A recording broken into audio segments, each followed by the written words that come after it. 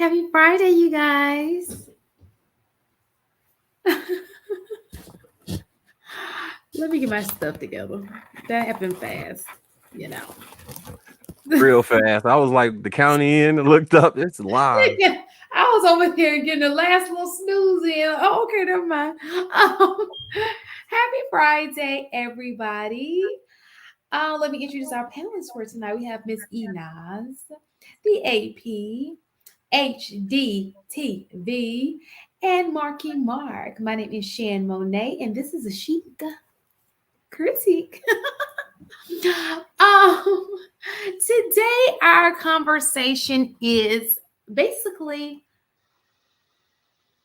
the conversation that can ruin a new relationship. Is that the topic? Conversations that can ruin a new relationship. Well, that topic is foreign to me. That was the topic. But we've got some interesting things. So what do you guys think? Did you guys ever, I know we talked about this last week, but I have to talk about it because I actually watched the interview. Did you guys watch the Jada Pinkett Smith interview? Real fast. It's not a whole lot of conversation. It really was not a bad interview.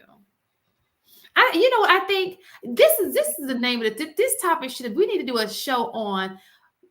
Everybody just needs to heal. Everybody just needs to heal because people will find anything to make it toxic. Like anything. It could be at this point, you can say God is good. She toxic.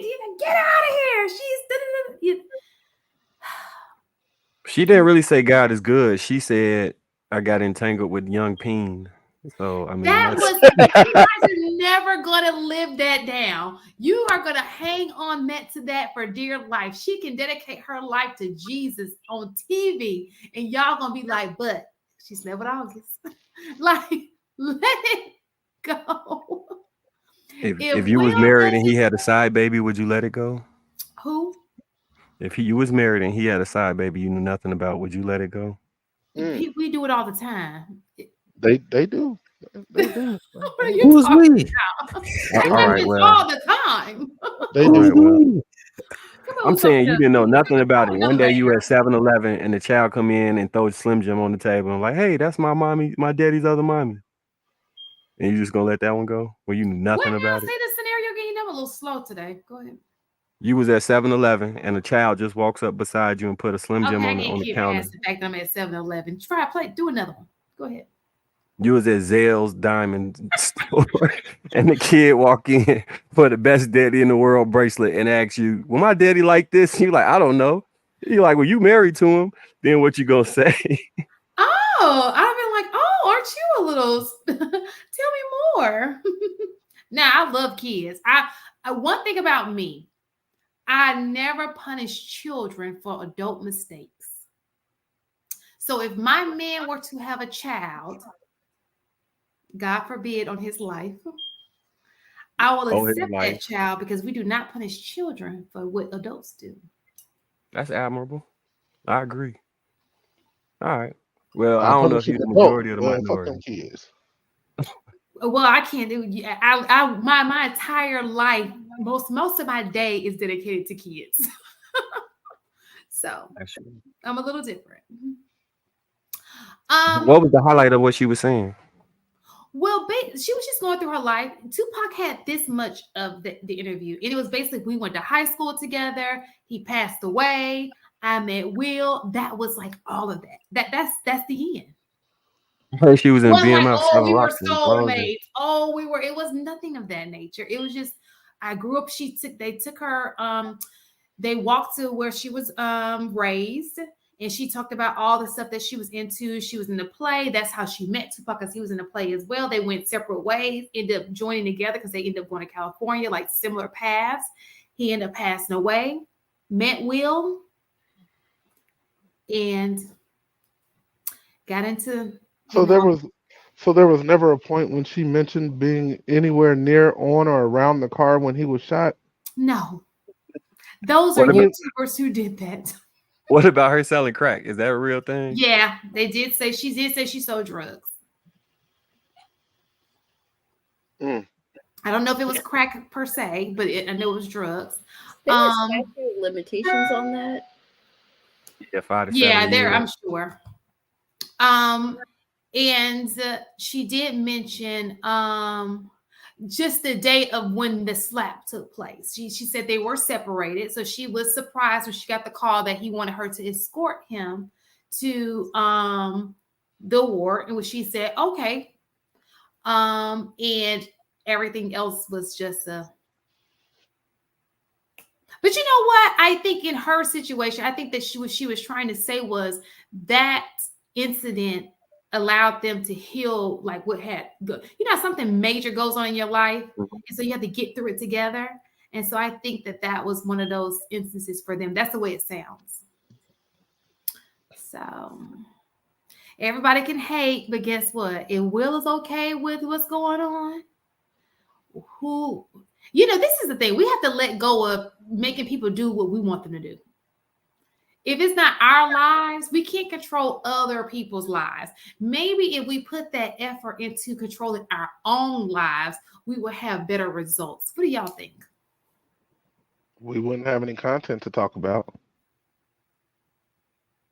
I think you can't. Well, what do you think Yeah, about we that? will. What do you think about that statement? There are always teachers out here. I mean, so the topic tonight is relationships, right? So if we're gonna make that connection, then shouldn't the man you choose in your life have some sort of control of your outcome? Ooh. Look, can you elaborate on that, Enos? So I'm pretty sure most of us believe in traditional relationships on this panel, right? So if he's the leader, then does he not dictate like how you move, how you do things, what you do, like the outcome, the scenario? Like, is he not in control of all of it? And you are your own person, but is he not in control? If we do believe in traditional relationships. You guys? That was for you, Shan. I agree. I agree. Oh, I okay. personally listen. When I saw him show up for that book signing, Will is into whatever's going on. He knows exactly. I think they have a conversation. This is not like he's being blindsided. This is just how they live their lives. Bad marriages for life. Bad marriage for life. Now, I just want you guys to know that you may hear like a little ding in the background. That is my carbon monoxide detector. I went and bought like 50 of those batteries from Sam's. Those batteries are $26 a piece if you buy them like in threes. So I bought the whole case. It ended up being $50, but I figure, I'm going to need them. And this stupid thing's still going off. Where's logic? Did you put it in right? Yes, it wouldn't be on if I didn't put it in right? Sometimes you got to reset it. I did. I pushed the button, held it down. I'm going to call the fire department. I may just take it to the fire department. Listen, look! What y'all There didn't is know. no man. You ain't got no guy fire around department you. will come You ain't got a and neighbor, change your, nobody. listen, the fire department will come. If you call them, they will come and change your batteries for you and your detectors. Shit, You your should dick will not do know the same that. thing. That sounds like a I said, gross thank use you, of Mr. our tax dollars. Officer. Mr. Fire Officer. You should not know Got that. no neighbor, no cousin, no uncle, no man that's going to fix that for you. Nothing. The firemen do just they do an excellent job. Sound like Kim K saying her child need a male figure around, so she hired a Manny instead of. No, firemen do fire detectors. It's like a part of the job. And if you call and you make them cookies sometimes, make them a little, a cake, stop it by, just because they're down the street. Sometimes they're outside jogging, looking ever so nice. It's okay. They will hook you up.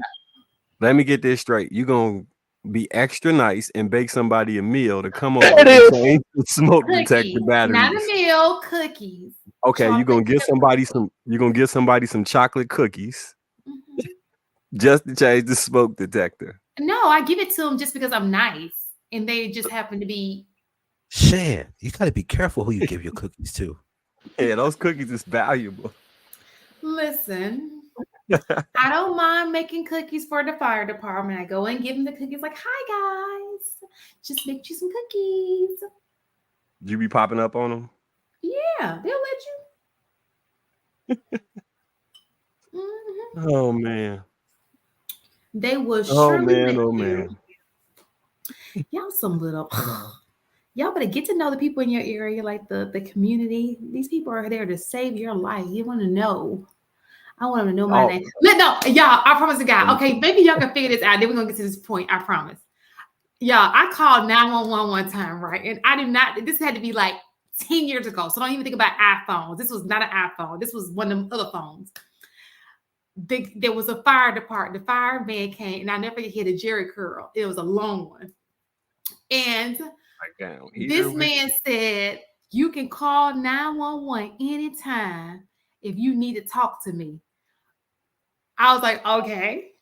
Yeah, I kid you not, I had to dial 911, and it was like weeks later for something that like it had to do with education, like maybe an accident or something. When I pressed 911, his picture came up on my phone. How was he able to do that? Did you give him your phone? Like a screen. Wait, sorry. I promise to God. Can we backtrack just a little? If he's a firefighter with the Jerry curl, is that not an occupational hazard? Like, like I don't know. That's not adding up. Girl, Follow the drip. And it was long. That was a low blow. Why you cut that? Look, when I get out the shower, it looked like I got a long Jerry curl. I ain't gonna hold you. No, you don't have the grease in there and all that. Like that's it was greasy, honey. Yeah, it's flammable. But maybe he put one of the bonnets on his head or something. They had bonnets back in the day for the fire people. But he had a Jerry curl, my dear. Calling the fire department when you need to talk, to change smoke detector batteries, and to give your cookies to somebody, that really sound like a replacement. I don't call them to give them the cookies. I stop by the fire station and take the cookies, you turd. What are you talking about? Okay. All right. I don't call them to come pick the cookies up. I'll drive it by the station while they're outside running. And like, So hi, I bet you guys some cookies. So you give the cookies to the whole station. Virgin. All right, so when they virgin cookies. Hey, Shan, you know the argument that men make that that the world is too civilized, so women don't need a man no more. You just kind of like solidified that argument for them. This is a prime example of being grateful for the people in the community. Yeah, being grateful. So to show your gratefulness, you give out cookies. Absolutely. Thanksgiving, I may take them a meal. Same thing, Christmas. And the problem is what? I think if more people were like you, Shan, there'd be a lot more happier people in the world. What happened now? I said if more people did what you did, I think it would be a lot more happier people in the world. Oh, yeah, I'm just spreading joy. All right, so some people spread their legs. I just give out baked cookies. Oh, so there you go. You clarified it. Baked cookies. Got it. Community cookies. Hey, they get the same result in the end. Neither one of us walk away with the man.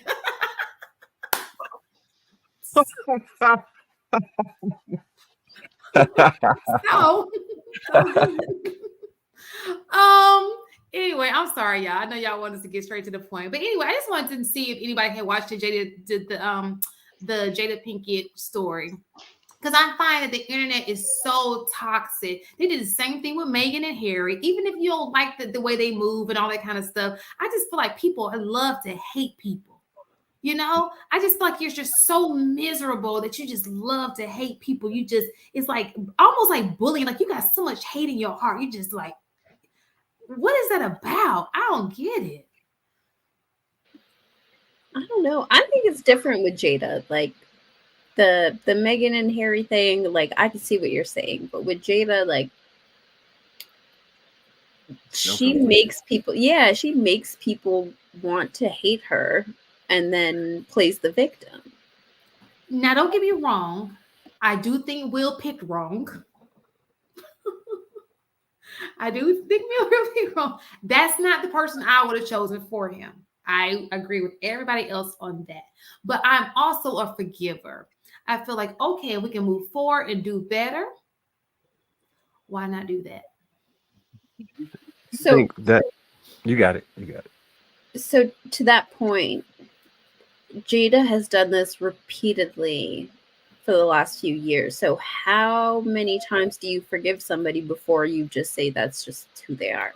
Well, this interview wasn't it's to me, her interview was nothing different from what other there was nothing about her interview that was different from anything any other celebrity has done. Okay, this interview. Now, if we're talking about interviews from the past, that's totally different. But I'm talking about this one right here. There's nothing that she just talked about her life growing up. I've seen so many do that. Matter of fact, all of them. It's like watching ESPN when they get up there. Michael Jordan's like, well, I started out as a kid when I was 5 years old and I dribbled the ball. It was the same kind of story. The problem is she's already been deemed a manipulator and a liar. Like, so anything that she says or anything that she does is going to come with that connotation prior to even hearing anything. So you could say the interview was just a normal interview. And in my mind, I'm thinking, even if I watch it, I'm only going to believe maybe a third of what she's saying. And it's more about what she doesn't say that speaks louder than what she actually does say. Like selling crack, man. Like, come on, Jada, you're a liar. She looked like she sold crack. With the pictures. She's a liar. Her mom was on drugs. Why wouldn't you think that she would sell it if her mom was on it? Listen, she sold crack so she could set it off. I mean, who cares? Do you get points for selling crack? Who gives a like? Nobody cares about the crack. Okay, she sold a crack to somebody. A crack. Good. Is it a crack rock? Yeah, it's a rock. Right, a rock. Oh. So, oh my God, is that wasn't abnormal in the 90s? I believe her. You know. All right. So anyway, I think that's as surprising as when you told us you got shot. Those two things, and then like, wait, Shan got shot and Jada selling rocks. What does the world come to? It's like the Spider-Verse. I've always been this chick, and I don't understand how I got shot either. Jada has changed her You still way. didn't show us though. You gotta show us off camera though. I'll show you off camera, and we just had to bring it back up, huh? Oh, that was one episode. Now it's back into this episode. All right, so the conversation that can ruin a new relationship. That's what we're going to be talking about today. Do y'all want to do it first? Because y'all tend to, and there's a lot of stuff in this. You know what? I'm going to do it first. Okay? This is a lengthy video, let me tell you, but it's very informative. Okay? If I could find it. I got it, y'all. Y'all ready? Single mothers are literally the worst parents on the entire planet. Statistics back that. Over 70% of young men that grow up under a single mother in particular, end up in prison. So everything that this man just said is a complete lie, which means it must be time for another round of These Aren't Facts. They're just things you made up to justify your feelings. Now, the often quoted statistic is that 70% of inmates come from single mother homes, which would represent about 840,000 of the 1.2 million people incarcerated, according to the Department of Justice in 2021. Meanwhile, 70% of the estimated 19 million children raised in single mother homes would be about 13 million. And I'm not sure how Aaron's defining young men, but even if we adjust for that, it would still be an absurdly wrong number. Okay, so Aaron misspoke, but what about that 70% statistic? That has to be correct, right? After all, it's repeated everywhere. Women gotta hold themselves accountable because 70% of boys in jail are raised by single mothers. Single sisters are to blame for the high population of men in jail. 70% of youth in juvenile delinquent facilities come from single mother homes. 80% of all youths in prison are from single mother homes. If you compare a single mother, is 80% chance of going to jail. 80% of all prison inmates came from single mothers' homes. I did the research. 80% of black males who are in jail come from single mother homes. We are filling up these prisons with fatherless kids. Okay, so we're not sure if it's 70% or if it's 80%, if it represents all prisoners, just young men, or only black men. But what we do know is that prisons are full of young men from single mother homes, and the women folk are to blame for it. And this statistic has been copy-pasted across every website for fathers' rights groups and family law attorneys representing fathers. But notice that it's different. It's 70% of juveniles in state-operated institutions, not prisoners. But even that claim is wrong. It comes from this 1987 report from the Bureau of Justice Statistics. And it says across all juveniles in state-operated institutions, 70% of them did not come from a two-parent home, which includes single mothers but also single fathers, homes where the child was raised by other relatives, and foster homes. In fact, single parents were only 54%, and of that, 48.4% were single mother households. But it's important to remember that this is 35-year-old data about juveniles in juvenile institutions, not prisons. And they only surveyed about 10% of juveniles, so while it might be indicative, it should not be taken as a concrete fact. Now, the statistics on inmates are actually fairly easy to get, thanks again to the Bureau of Justice Statistics. And in 2002, they showed that the number of offenders from single mother homes actually dropped from 41 to 39%, and went back up in 2016 to 41.1%. Meanwhile, homes with a father represented 40.7% of all offenders. It's almost neck and neck. So while prisons may not be overflowing with offenders from single mother households, it does represent an elevated risk about 2 to 3 times. And since your lifetime incarceration risk is about 5%, what that means is instead of 70% of children raised by single mothers going to jail, actually well over 80% will avoid ever seeing a jail. Okay, but that still means that single mums offer the worst outcomes, right? Well, studies have also looked at incarceration rates for different household types. And they did again find that 3 times risk for single mother households. And you can see that when we adjust for social, educational, and economic disparity, that risk drops to about 2 times. But before single fathers start to crow about this, look what happens when dad gets a new partner. They offer some of the worst outcomes. And when we remove the economic advantage that single fathers often have, you can see that single fathers with a new partner offer the worst outcomes, beating out single mothers with stepfathers, and even children not raised by either parent. So if we really care about childhood outcomes, we need to be teaching men not to ignore their children the minute a new woman shows up.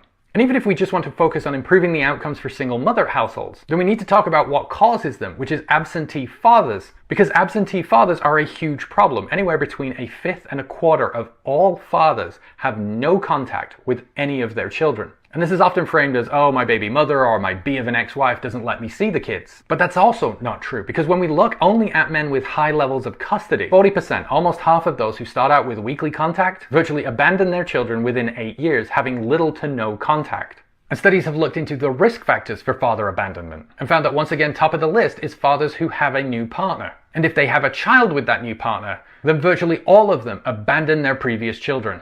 So if we really care about improving childhood outcomes, then we need to stop talking about single mothers and instead talk about the disgusting attitudes and behaviors in fathers that treat their children as disposable.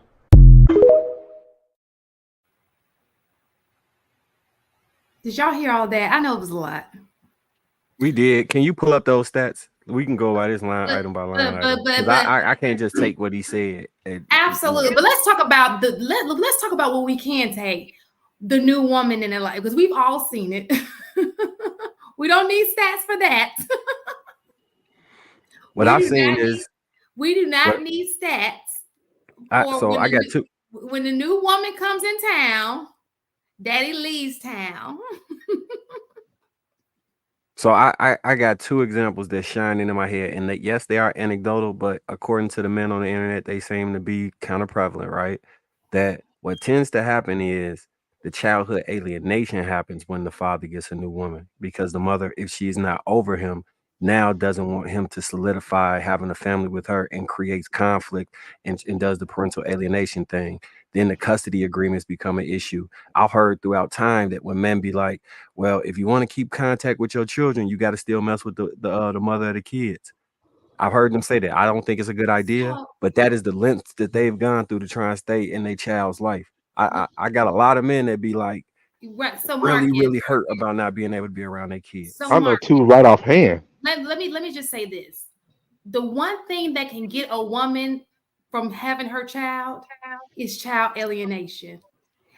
If you look at every state, when a man is granted custody of a kid, it's because the woman kept him from his child. If you go look at any court case, when a woman keeps the child, the number one argument is alienation. And that's usually when the father is granted the rights. So there's two definitions of alienation that are happening in these scenarios, right? There's the legal definition that has legal repercussions, and then there's like the social aspect of it, right? So the legal definition is what you can prove in court of not allowing visitation, of trying to swap things around, manipulating the time. But in terms of the social aspect, that looks like speaking ill of the father so that child does not want to, right? The child is advocating for themselves because of what the mother is feeding the child, right? That can't really be proven in court most times. Most times, if the child is of age to testify, they've already been fed so many lines and so many lies from the mother that it turns the child away from wanting to spend time with the father. So it's two different definitions of alienation that we're talking about. And often when I hear the men talk about it, it tends to be the latter and not the legal definition of alienation. There's literally a video circulating right now online where it's a man and a woman and the baby is in the bed. And the mother is telling the child, look at him. He did something to you. We don't like him because he did something to you. And she's reinforcing that idea. And the guy was recording it so he can use it in court. And I'm not saying all women are saying absolutely stuff like that does happen. And this guy right here, he actually did a video on that because he pulls stats on how often that does happen. And he actually said that whenever a woman does that, most of the time, the court usually sees through that and then offers the custody to this, because people, these are you get experts with this. You know what I'm saying? These aren't people just off the street. Most of the time, if it's a good courtroom, they can, if it's not adding up, it just is what it is. And he actually came and said that there are a lot of women who do that, not as many as, it's not like this grand percentage, obviously, but the women who normally do that, the man ends up getting custody of the kids. All the people I know, that didn't happen with them. So a lot of people who went Not to a lot. court. So a lot of your friends who went to court and the woman said that they abused their kids. So first of all, it's not a lot. I don't know that many people who don't have like real access to their kids, but the ones that I do know, right, just offhand, the mother brought the issues of the relationship between her and the father and dumped that on the child and tried to make the child choose sides, which she did because the father was moving on to get married, and she to this day is still not talking to the father. So that sounds like one case. You sound like you're talking about one incident. Are you talking about multiple incidents? Or are you talking about one incident? All the people that I know that have custody battles right now, right? They're either in a position where they're being bent over and doing exactly what the woman wants them to do so that they can still have access to the child, or they've been completely removed out of the situation and they're trying to fight for some form of custody. Be it she moved to another state and then filed the petition in the new state she moved in, and it's 6 to 8 hours away. Like it's different. So when people talk about why should you get married, getting married prevents this. But when people don't have a solidified relationship, the father can be alienated extremely easily. Like extremely easy, because he don't have guaranteed custody and rights like how a husband would. I'm not saying I don't have a lot of experience with those type of cases, but the ones I do know, that's been the result. I do know that women are evil, but what I'm saying to you, you cannot sit here and have me believe majority of the men, not the good fathers, because I know that there are great fathers who go to court for their kids. Those are the ones who are trying to do right. We're not talking about those men. You're telling me about majority of the men who don't have their kids is because she said that he abused. There was abuse or some type of involved. I personally know the story, right? And it's not, I don't know a large amount of people, right? That's why I said it's anecdotal at best. But in the instances that I've been privy to and witnessed, it's either been abuse or it's been just claims to try and knock the father's character into question to ensure that they maintain custody. Again, Marcus, you're not the only one to have seen it or heard it. But we're talking about majority. So this happens meaning if you had 10 friends who are not married, you're saying majority of those men have gone through this experience. I don't Are have. you, I'm saying the friends that I have. I can only think of 2 cases where this is a thing, and because most of my friends are either in relationships or married. But the 2 that are not, well, and the one he's actually remarried, and that was the first story I told, and the second one is and he's been through it with 2 different women, and they one of them was with him while he was going through it with the first one and seeing how much it broke him down and vowed to never do that to him, and then did it to him. And I don't even be with the gender war. I'm just talking about the things that I specifically witnessed. right? Well, so and I'm not because I think you've told me this. I'm not knocking his story. I do believe that this has happened to him. But what I'm saying to you is, when you take one story, you're like, oh, this happens. It makes it seem like it's the majority of what's going on. You understand what I'm I saying? get you. That's why But I'm making an argument. I'm not saying it's the majority. What I'm saying is what I've experienced. But if it were to just be in court statistics, or you let her explain the story, it would seem as though he just abandoned the kid. Right, right. And it from for what I know from the people that I know, and it's similar to Marcus, most of the men that I know actually are in their kids' lives with the woman. But in the 2 that are in my mind right now, one of which ended up having to pay almost $17,000 to see his kid, and it took almost a year in worth of court, and the other one doesn't have the money to fight, and she won't allow him. And it's not as simple as, okay, let's just file a petition in family court. Like it's much more involved than that. And then there's so much you have to prove to first even start getting visitation. Like this is one of those things where I'm passionate about. I'm not going to argue the dude's stats. I don't know the prison stats. I'm not going to do that. But the case he tries to make for women, I just haven't seen it. I've never seen it. so to you guys, if a man is not in a woman's life, it's because of alienation. Within this new generation, I'm saying, I don't know what happened in the past, but if it was similar to what happened in the incidents that I seen in the new generation, and don't get me wrong, I don't think you should ever stop fighting for your kids, right? Whatever she doing, you got to try and figure out a way, because it's not about you and your comfort. It's about making sure you have your kids in their life.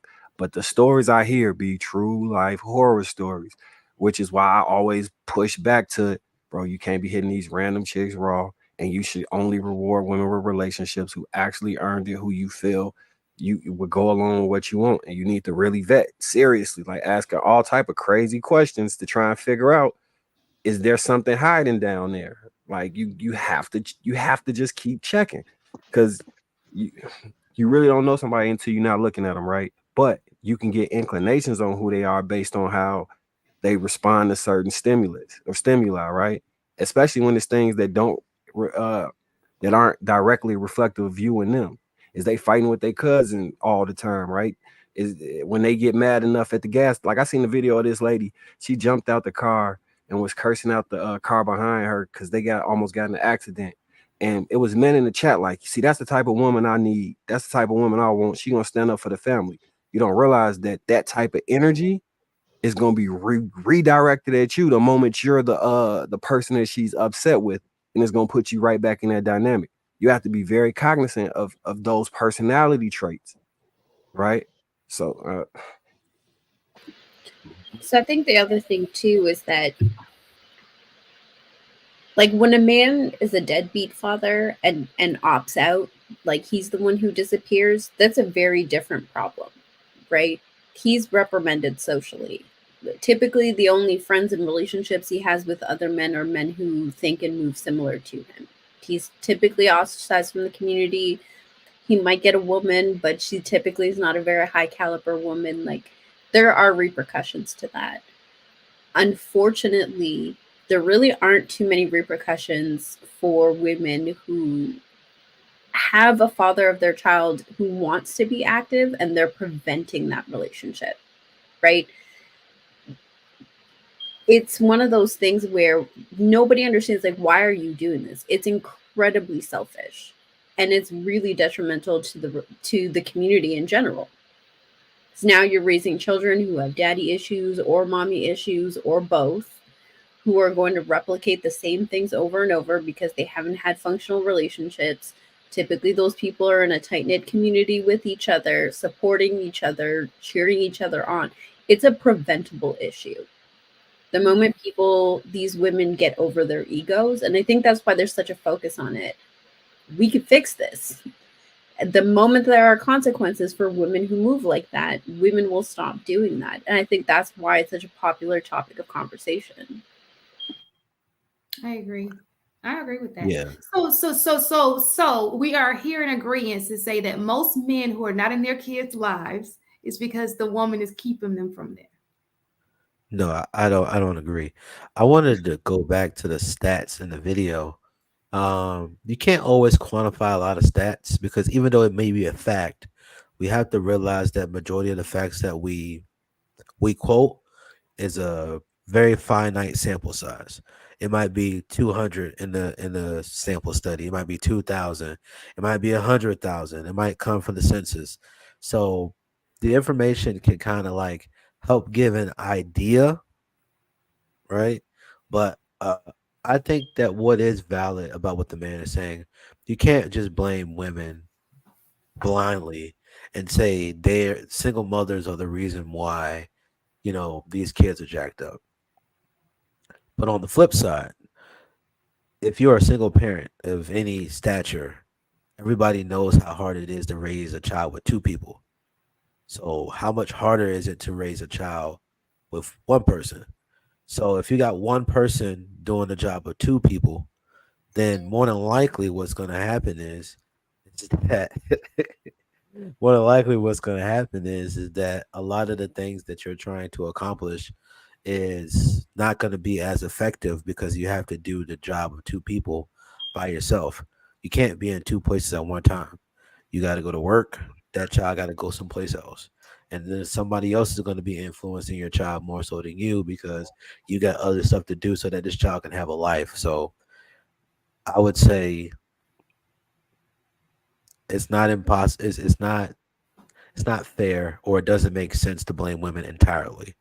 But you do have to understand that, like, you have to be able to realize that it's not easy raising kids, regardless. And if you ain't got a good community or nothing, or you ain't got no family or village or anything like that, the outcome of that kid is going to be severely low. You're not going to have good outcomes when you have nothing around this child and it's just up to you. Are you saying that the larger the family is, the better the outcomes for the child are? Oh God. Oh. It depends on what type of family. Because if you got a whole family of alcoholics, I don't think that benefits the family. Oh, come on, HD. Come on. I'm just saying, But if you got some reasonable people, they work together and they are respectable and they can teach you how to be humble. They can teach you work ethic. They can show you things that are viable for your entire life. I think that environment and that family would be good. But if you got a bunch of crack addicts, pimps and hoes, and you know what I'm saying, you got all that going on, I mean, you can rise above and be like, I don't want that. But what's the likelihood? That's fair. I know a few people that were raised by pimps and hoes, which is weird. Mike coming in with the good mic. Pimps and hoes taking over the world. Did you have anything you want to add, Mike? What are you on? What topic are you on currently? Just the first video. If you didn't see it, it's pretty lengthy. Is it the one that I uploaded? Yes, it is. Did you watch it? Oh, I saw that days ago. Okay. What are your thoughts? What are my thoughts? Damn. Well, that was a long video. So I was actually in a Facebook argument circle about that particular clip. It was in a Black Fathers group. I had the group in a frenzy, as you could think, and I had to come through, as I do, and kind of try to add some logic to it, because one of the things that stood out to me right away is that this man is white, and he made note that the family law practices and people that advocate for fathers all use those stats. They all do. But those are white men and people and those attorneys. But he was only criticizing the black content creators. I thought that was very interesting. Oh, when he put the videos up at the beginning. Every single person. Well, no, it was one white guy. It was one white guy. Yeah, but it was black content creators. And I said, oh, so he thought he debunked something. I would love to debate him one day on this, because what he did that was also interesting is that he gave you all the stats in the beginning only to give you his opinion and interpretation at the end. He could, like, people who like weren't really, let's say single moms will probably listen to that like, yeah. But it's like, yo, y'all didn't realize that he just gave you his own opinion and interpretation of what those numbers actually mean. And I guarantee you, anybody that was excited about it didn't go and fact check what he said. So here's the what I have issue with what he said. He basically took the fact that it's 70 to 80%, right? And what those other content creators are talking about, if you go look it up, is the black community. Many of them generalized, and many of them did not say that. That stat is not only easily researchable, it's easily relatable to other statistics. 70% of black people alive, I think, were raised primarily by a single mother in the house. So I think he said something like it's almost equal the number of kids in jail from juveniles in jail from 2-parent households that are from single-parent households. But how could that be in the black community when we don't have enough 2-parent households? So I was just picking apart his argument one by one, and I thought it was a good way for maybe him to get some followers, get some notoriety. But I think he's one of those people, what do y'all call them, grifters, that's using the state of the black community and how much women and single mothers specifically just cannot stand that rhetoric about themselves to gain himself some, notoriety and fame. Because let me ask you a question. So Trigger Mike, so who do you think the problem with single parenthood is? Who do I think the problem? It's a dual problem. Men trivialize sex, women trivialize childbirth. Simple as that. So that because they're both, that's their nature, right? Both of their natures, right? To trivialize it or to have sex? So women naturally want to have children by nature, right? And Absolutely. Men naturally want to have sex by nature, right? Yes. So would it not be fair to say that they're both moving out of their natural, their natural being? Sure, absolutely. Well, you know what? Yes. So yeah. So it is more of a natural thing, but I told you, discipline is where we're lacking. Exactly. The elders had it right. So there's a reason why people instituted civility and civilization into the world, is because you're not your daughters. You're not about to just 3 random dudes not about to knock up my daughter 3 years in a row and then just leave, and I'm stuck taking care of the children. And I think on one panel, I had a lot of trouble with one lady one time where she was saying fathers were selling their daughters off. And I was like, well, maybe that could have happened. But think about it this way. I have a daughter, and I worry about somebody taking care of her when I'm gone. So the best thing to do is find her a companion that will, take care of her like I did. So I'm like, you have to say some fathers wanted that for their daughters too. That's why we wanted to marry them off and make sure someone is as intentional about caring for them as I was. So when they have children, and so she's not a burden to me in my old age, because that's the other thing about single parenthood, is that they have extra demand on their family members. Right. So, I think that, that whole thing is single parenthood in general should be the exception and not the rule, like it is in America. I agree. Should definitely be. So how do we avoid it though? Because nobody's marrying and it just keeps going down. Well, it's unfortunate, but it's everybody's least favorite word at the moment. It's marriage. It's marriage. You have to be disciplined enough to serve. And it's not even just marriage, because I think the divorce rate is so high because people are just trying marriage out. It's just something to check off their bucket list. It's a ceremony that they got on their Instagram, and they took a bunch of fly ass pictures, but they have no intention of serving within that institution. So service inside of marriage is what will change that. It's the antidote to everything. It's not just for single parenthood. It's the antidote to the reading level of black boys. It's the antidote to reduction in gang violence, getting boys off the street, getting boys back in college, making sure black boys are doctors and high level professional. It's the answer to everything, not just single parenthood. So if it's the answer to all of these issues, I'm trying to see how I'm going to word this question. What is that? So it's just common sense, though. Why is it? Why do you think it's so hard for us to grasp that? Like, what is? Do you think we're just selfish people? Well, it's not even the innate nature, because I understand what at least a part of the resistance to marriage is about. It's about fear. Mm-hmm. And the fear only gets greater when more people are getting divorced, and these are prominent people. So it's just better to say, oh, something's wrong with the whole institution of marriage. I would never. When most people know that the woman especially is going to want an exclusivity contract from the man, right? And the man is at least going to say, well, you know, I want to be good to this woman because she has my, she has my seed or whatever. So it's just the lack of having models and examples. And what we've noticed, and it's the easiest stat to just watch on your own, you don't even have to look it up. Married people tend to breed other married people. Single people tend to breed other single people. The bad part about it is that just because a woman has not achieved the role of wife does not mean she won't aspire to achieve the role of mother. And then we have a society that does it backwards on purpose. And that's what we're doing in America today.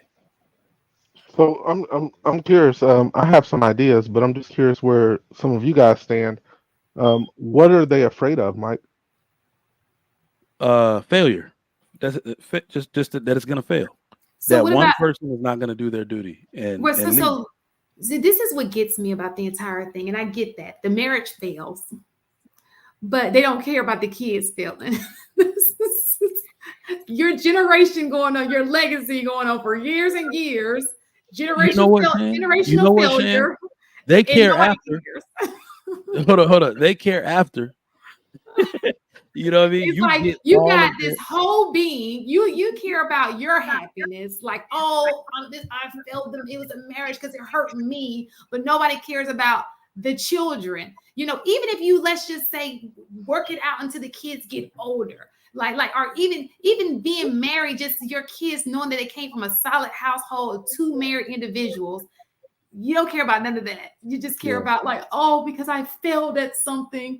Oh, I don't want to do it. I don't care about my kids. Let them all be failure. Like, it's so weird to me. But so when we say, I know there's a small subset of men that don't leave relationships or that won't file so the women file. I think that's a small subset. What you just explained is why most men don't leave relationships. They can hate their wife or baby mom, whatever. But it's the fact when they have children and you weigh that against what will potentially happen to your children, it will never outweigh that. And you just don't want to be the one to do that to them. There are dudes, and we talk about it in friend groups. I got friends now that got married like right out of college, and they're like less than 40, but they got 18-year-old that went off to college or something. And they got divorced, and you like, damn, bro, what happened? Or they show up at a wedding or a homecoming, and they're like, man, I stayed for my kids that whole time. They'll tell you straight up, man, marriage was over year 7. He cheated, bro. Like, you know what I mean? But that you get stories like that, and they're just cool about it. They made peace with it because they understand that the baby is not only just a vessel; it's a duty. You have a duty not only to your marriage, to that child. Their social, emotional, and behavioral makeup comes from you being present for them as a father. You got to be present. And obviously, we know if you lose proximity to them or the mom starts isolating you from them, you fail. And you fail the children too. And let me just tell you this: unless there's there's a hack in the system. Most Black kids, especially, are athletes. We don't stop parents from coming to games.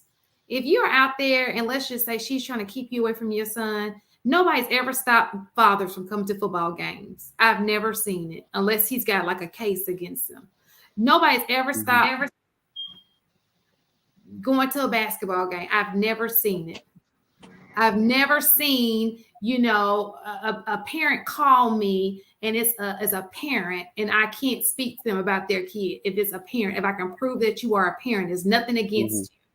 In that, because I very rarely see, oh, you can't talk to this person, you can't talk to the daddy. Like, I rarely see that. Think out of the 21 years I've been a teacher, I've seen it one time on a kid. And it was because of a court case or something. But it's very rare. And even if we were at a game, nobody's sitting there going, oh, daddy's, let me check your daddy card to make sure you're an active dad. Nobody.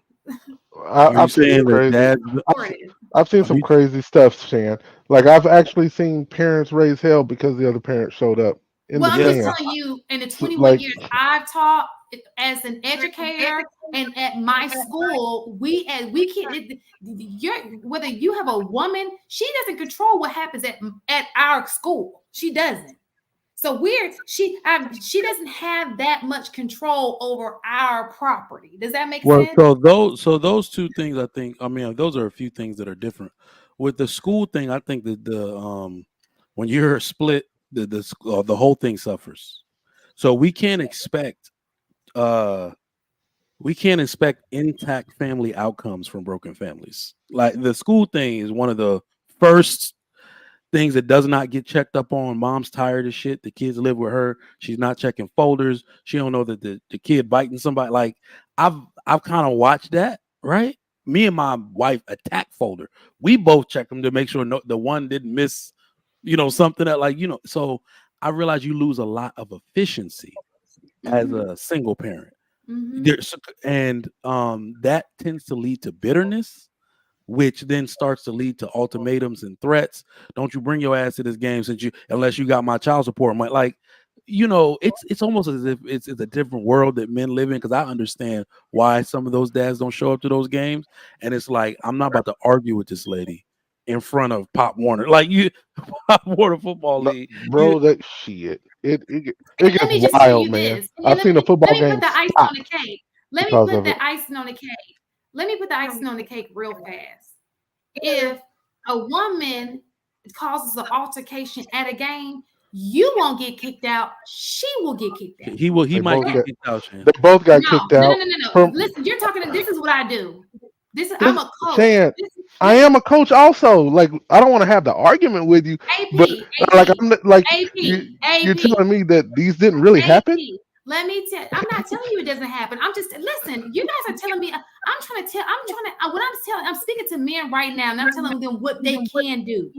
I'm not talking about past stuff. I'm saying, if you are trying to get in your child's life, these are ways that you can. That's all I'm doing.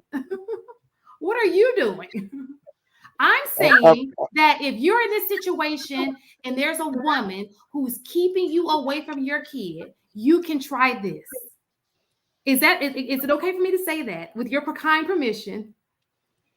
But I can also say, Shan, that when you try that and that custodial parent raises a fuss at that event and both of y'all get kicked out and it affects the child's performance during the game, that is something that most fathers would rather prevent than show up and understand and know what could happen. Because I've seen that ridiculous foolishness. Okay, so what I'm saying to you is, try this. If you go to a football game, the ones that at my school, they are huge. You don't even got to stand. It's people I don't even see at the game. It's so many. You can sit somewhere that's far. There are ways to not be in altercations, not coming up to people, right? Will we not agree with that? Yeah, but I also, as long as there's no restraining order, I agree with you. Yeah, I was gonna say, are we saying that the norm is that single parents or one of the single parents we're talking about dads. Let's just say single dads don't show up to games. Is the norm? No, that is not the norm. Most of the That's time, not dads the norm. do That's show why I'm up. like, that's not the norm. That's That what I was giving. So I agree. So what I was saying is, if you are ever in a situation and you cannot see your kid, understand that these, as a part of the school, we won't stop you from coming to your kid's game. You know what I'm saying? And if by any chance somebody starts an altercation with you, all you have to do, there are authorities there. She's the one who's the aggressor. You know, so and not that you would want that to happen, but have you ever been to a football game before? The stadiums are huge. Just don't sit anywhere near her. So or see your kid after the game, which does happen. Like you're like, wait, I understand what you're saying, So what Shan. I'm I saying, do. so I what fully I'm saying understand to what you you're is, saying. listen, you don't have to see the kid after the game. You can be supportive without seeing the kid, just knowing that your presence is there.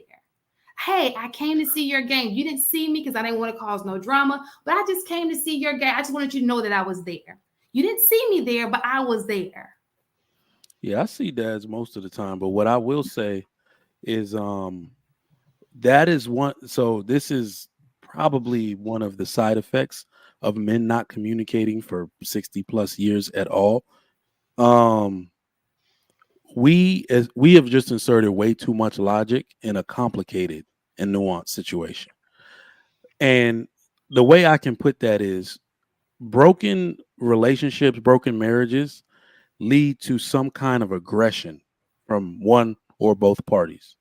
And the way that I can see, like, let's say a single mom being aggressive against a single dad is or her ex is the reputation destruction type of thing that they tend to do. The gossip they tend to spread, and the innuendo to make sure they always are viewed as the better parent or the victim. For some reason, when you were talking, I was thinking about all of the gossip circling around all the kids on the soccer team whose parents were divorced, on my son's soccer team. And it would be dads then, but it's like mom has to just during practice say little things to make it seem like she's the more involved parent, whoop-de-whoop.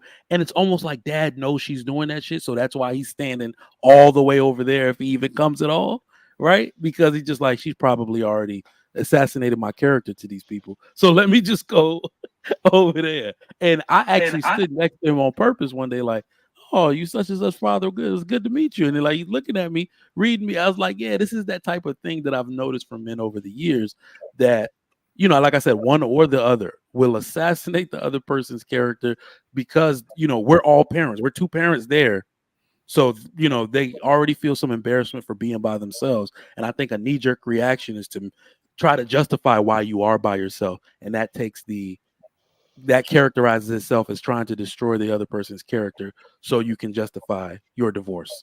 And you know what's so funny? That's so weird to me because I would feel that there is a bit of bragging rights to know, oh, I like when my kid's father is there. My kid's got a father. Like, for your kid not to have father, wouldn't that become cool? Again, logic. That's what's logical to think. Divorce is it does not breed, that situation does not breed logic on anything. It would be logical to be like, we are awesome co-parent. Like, you see what I'm saying? It would be logical to think so, but it is war. It is all out war. One person against the other. I'm the better parent than you. I buy more stuff for it. Like, that's what it tends to become. And I think that too. What I want to say, because it seems like I see what you guys are saying. I completely get it. I'm just saying it sounds like, oh, I don't want to try it because of this. It's like, oh, I don't want to do because this may happen. You never know what's going to happen unless you can say it's happened to me. You don't know what's going to happen. But guess what is going to happen? You're going to go your whole life without seeing your kid's football game. You're going to go your whole life without seeing, because you didn't want to try because you thought something was going to happen. You know, but like Mike said, I don't necessarily see a lot of that. I do see men who the involved men come to games. I don't think that they're the men who are fathers. I've never seen a man not show up for him. Even if he's not with the woman, they be showing up for them games. Okay. So it they happens. facilitate all sports activities It over happens here. all. They be coaching. Yeah, that's why I'm like the dads facilitate most of the And sports these activities. men are not necessarily with these women, but they're such strong fathers. They don't give a fuck because you're not going to stop them from being around their kid. That pinpoint blank. You're going to see more dad. Matter of fact, you may see more daddies at these games than you see moms at these games. So for you to sit here and say that they shouldn't go, that's crazy to me because when I think about the grand, it be daddies up in, like they be. I never said this. I never said they shouldn't go. To be clear, our stance was you absolutely should go. You should always try and be around them. I think they was just bringing awareness to some of the things that happen when it does not go right or there's a child custody battle occurring. We always on the end of try, right? That's not at all.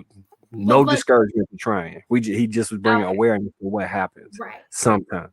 It's just I've never seen it happen. And I have seen plenty of kids who parents are not married and the daddy be there.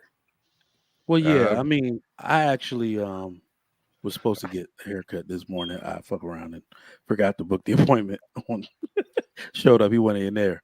So my daughter was out from school today, so I took her to my favorite old IHOP. My barbershop's by our old house. And it's in A-Leaf, Texas, the SWATs, the hood, basically, but they have a bomb IHOP.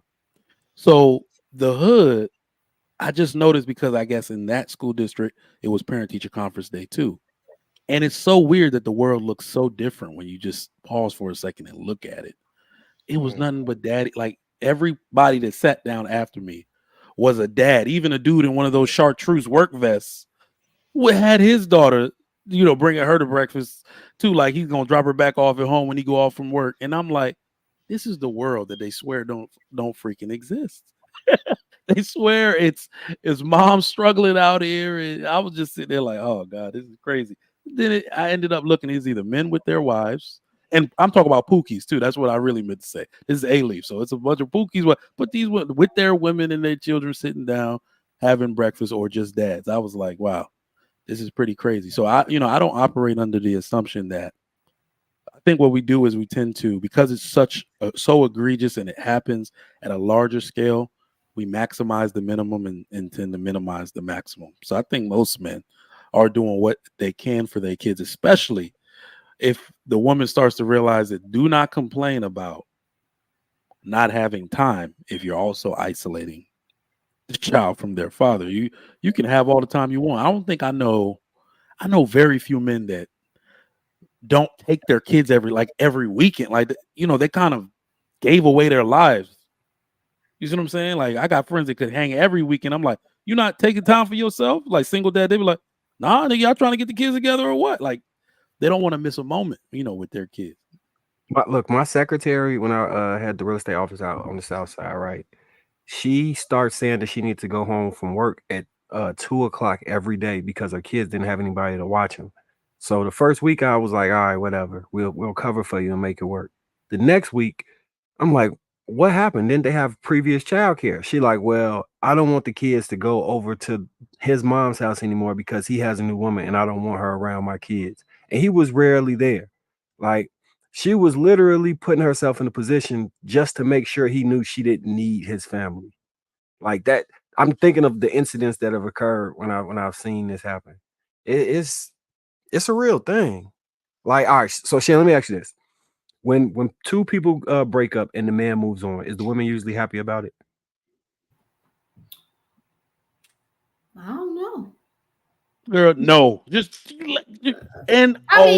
whoever, let me just say this. If two people break up, whoever the person who did not want to break up is the person who is going to be unhappy. Because I've seen women leave. Let's not act like women don't leave situations and leave a man. So even if they leave, Shan, this is one of the interesting things when you have a kid with somebody. Even if the woman leaves and it was her idea and she leaves the man, she still feels a type of way when he gets a new woman because for some reason, I think this is so selfish. Women always want to believe that they can call on you and be the person to make you drop everything, to make you aid them. What's so funny? See, I'm not that kind of person. Because I actually love my child's father's wife. Matter of fact, I persuaded him to marry her. We know. You still his wife. I don't care what you say. You still his wife. And you said I said what? You still his wife. You still a little salty about that. I'm telling you. Okay, so listen. But the guy that I date, I think this is some dead drama that's going. You know. Now I'm looking at it from another side. I kind of see what y'all are saying. But I think the person who is, I think my situation is a little different because there was a whole bunch of years in between that did not happen. You know what I'm saying? So when we were done, we were done. But I think when it's something new, and let's just say your kid, you're out here dating your kid's 4 months, 2-3 years old, and you guys separate, and it's like, I think that there may be, because I'm thinking even without kids, you be crazy. So imagine with kids.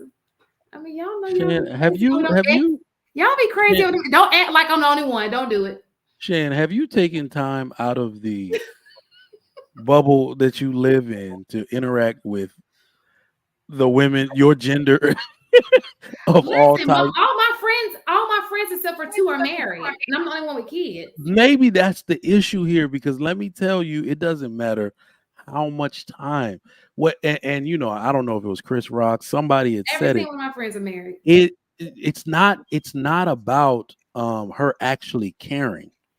What tends to happen is, remember I said, when a woman has your child and the relationship doesn't work out, you now have a piece of her, right? Like it's a notch in his belt, not really a notch in yours.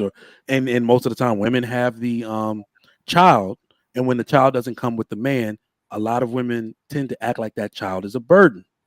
So now you have his burden, but not him.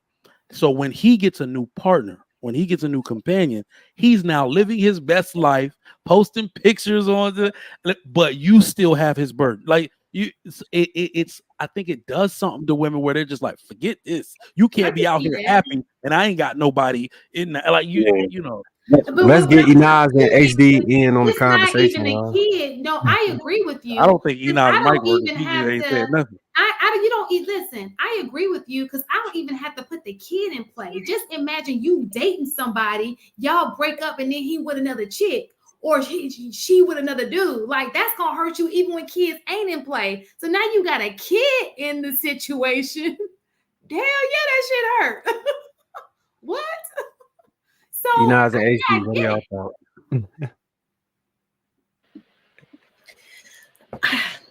So it's jealousy, right? It really does, what y'all are talking about boils down to jealousy, where life was easier with this man. You thought it would continue to be easy without him. And because he's not quote unquote burdened by the children, because you decided you wanted custody of them, you want some sort of retribution, right? You want to be out here living your best life too. And we're seeing it, right? Because now the new trend on social media is women talking about either not being able to take care of the children is different, right?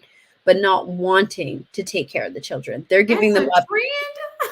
Yeah, there's more and more videos popping up every day of kids being dropped off to their father's house or the grandparents' house. These women talking about, I want to be out here living my best life too. I got a new man, he don't want kids. So it really does just boil down to jealousy. They see the man living happily, not realizing that, they were a part of the problem that was happening, didn't want to fix it, and decided to take what they thought was the easy way out. And when they realized it actually made life harder, they want to even the scales, maybe not want the man back, but they want their burden lessened because they have the illusion that man's burden is lessened. Not realizing that man would love to spend more time with his children, would love to ease that burden, not just for you, but just to make his children's lives easier. But I think a lot of women have become so selfish that they're not able to see past their own needs and desires, which is what's causing the breakdown in relationships in the first place. Yeah, I mean, This is I am in a bubble because listen, Jake said, get out my bubble. I'm in a bubble because let me just tell you this. If my child's father says, can I come? Yes. What time you coming? What do you need her to wear? well, I think I'm in a very weird position because I don't have kids. I mean, I want kids, but I don't have kids. It's coming, baby. Okay. But all right. Back to You the laugh product like ahead. that. Why you laughing so hard? You got snipped? It's What is that oh about? no, I did get snipped. Listen, I don't know if I believe in getting snipped. Maybe after I have like 3, 4 kids, maybe, but yeah, it's psychological for me. But in the topic of like fathers and mothers and single, married, I think most people, when you make a kid, you feel a moral obligation, whether you want to or not. So I think both mothers and fathers, most people will want to do something. They might not really want to, but they'll do something. I think that's the majority. I think the minority, the supreme minority, is the brothers that just literally just be like, yeah, I'm gone. I ain't got no rhyme or reason. I'm just gone. Like, I don't want nothing to deal with you. I don't want nothing to deal with that child. I'm gone. There's another group of people that's a larger group than the brothers that just don't want to be there at all. They're the group that, I don't want to be with you, but I want to be with this child, and I want to be in that child's life. So you got that group. And then you got the people that cohabitate. There's another group. So it's just a whole bunch of groups of people. Like, I think we do focus a little bit too much on the people who aren't around the kids because, I know one person. I dated this woman, fantastic woman. And the father, he was just like, he didn't want to be with her and he was ghost. Like, and then he made another kid with another woman and then he just kept it moving. Now, I got my opinions of why or whatever, but like, I think that's an extremely rare case for a lot of brothers to not want to be at any part in this child's life. I've actually spent more time with her daughter than he has that child's entire life. I mean, it is what it is. But it's just like, like I said before, whether the stat is inaccurate by 10, 20, 30, 40%, I can't sit here and blame women solely as the reason why we have the issues that we have. Because if we think that men are supposed to be the leaders and all this other stuff, right? Like, and we're picking these women that aren't good women to have kids with, and we want to leave, and we don't want to take responsibility for our part to play in these situations, or we don't want to, provide a healthy community for everybody to flourish and thrive. Like, because even if you're a teacher or a coach or a mentor or a cousin or an uncle, like, every man has an ability to influence kids in a positive way, whether it's your biological kids or not. So I tend to look at it from the standpoint of like you can't just blame women. Now, a lot of women ain't helping. I can admit, and I think the horror stories that men and women have in these relationships, those be the things that people be like, yo, F this. So much so that the younger generations after us is like, I don't even want to have kids at all. You mean to tell me you 20 years old and you don't want to have kids at all, even though you a kid? So you don't want to bring nothing to this world besides your nonsense? So it's just like, there's a lot going on in these conversations, but overall, if we're not working together, that's my rule of thumb. If you're not willing to work together with somebody, everybody's gonna die. That's just a long story short. Everybody's gonna die though. Damn. I can't look. I can't be responsible for all the pessimism, man. We gotta can only have one true pessimist on the panel at a time. Did anybody else want to go ahead, Marky Mark? Oh, just you? Are you? No, I'm not the pessimist. Trigger Mark, are you saying that the pessimism is draining? Oh, okay. I am the pessimist. No, so the reason that I'm even on it, so this last week I spent talking to one of my really close friends who actually going through a divorce right now, and all the stuff we talked about is literally the stuff we've been talking about this whole week.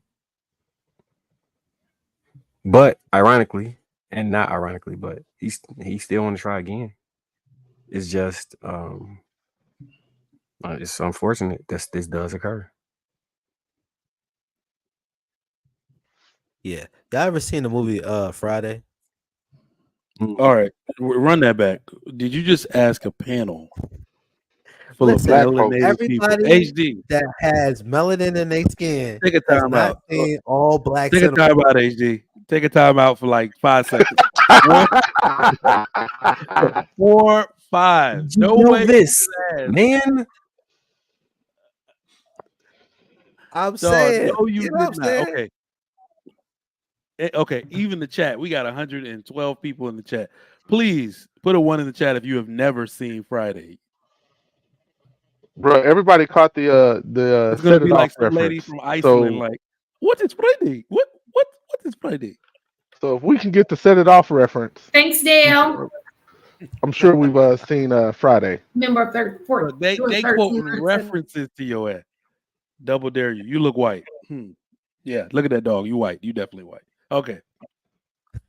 I'm gonna get you the reason why I high bring today. that up. You got shit to But do, the reason why I man. bring that up is because it has my favorite quote of all time. Like, there's not a better quote than this. You know, when Pops was speaking to Craig before he was about to go out there and be stupid, right? He said, "Put the gun down, son." Right? And then, you know, he used to fight back in the day. And then he had said this line: "You win some, you lose some, but you live.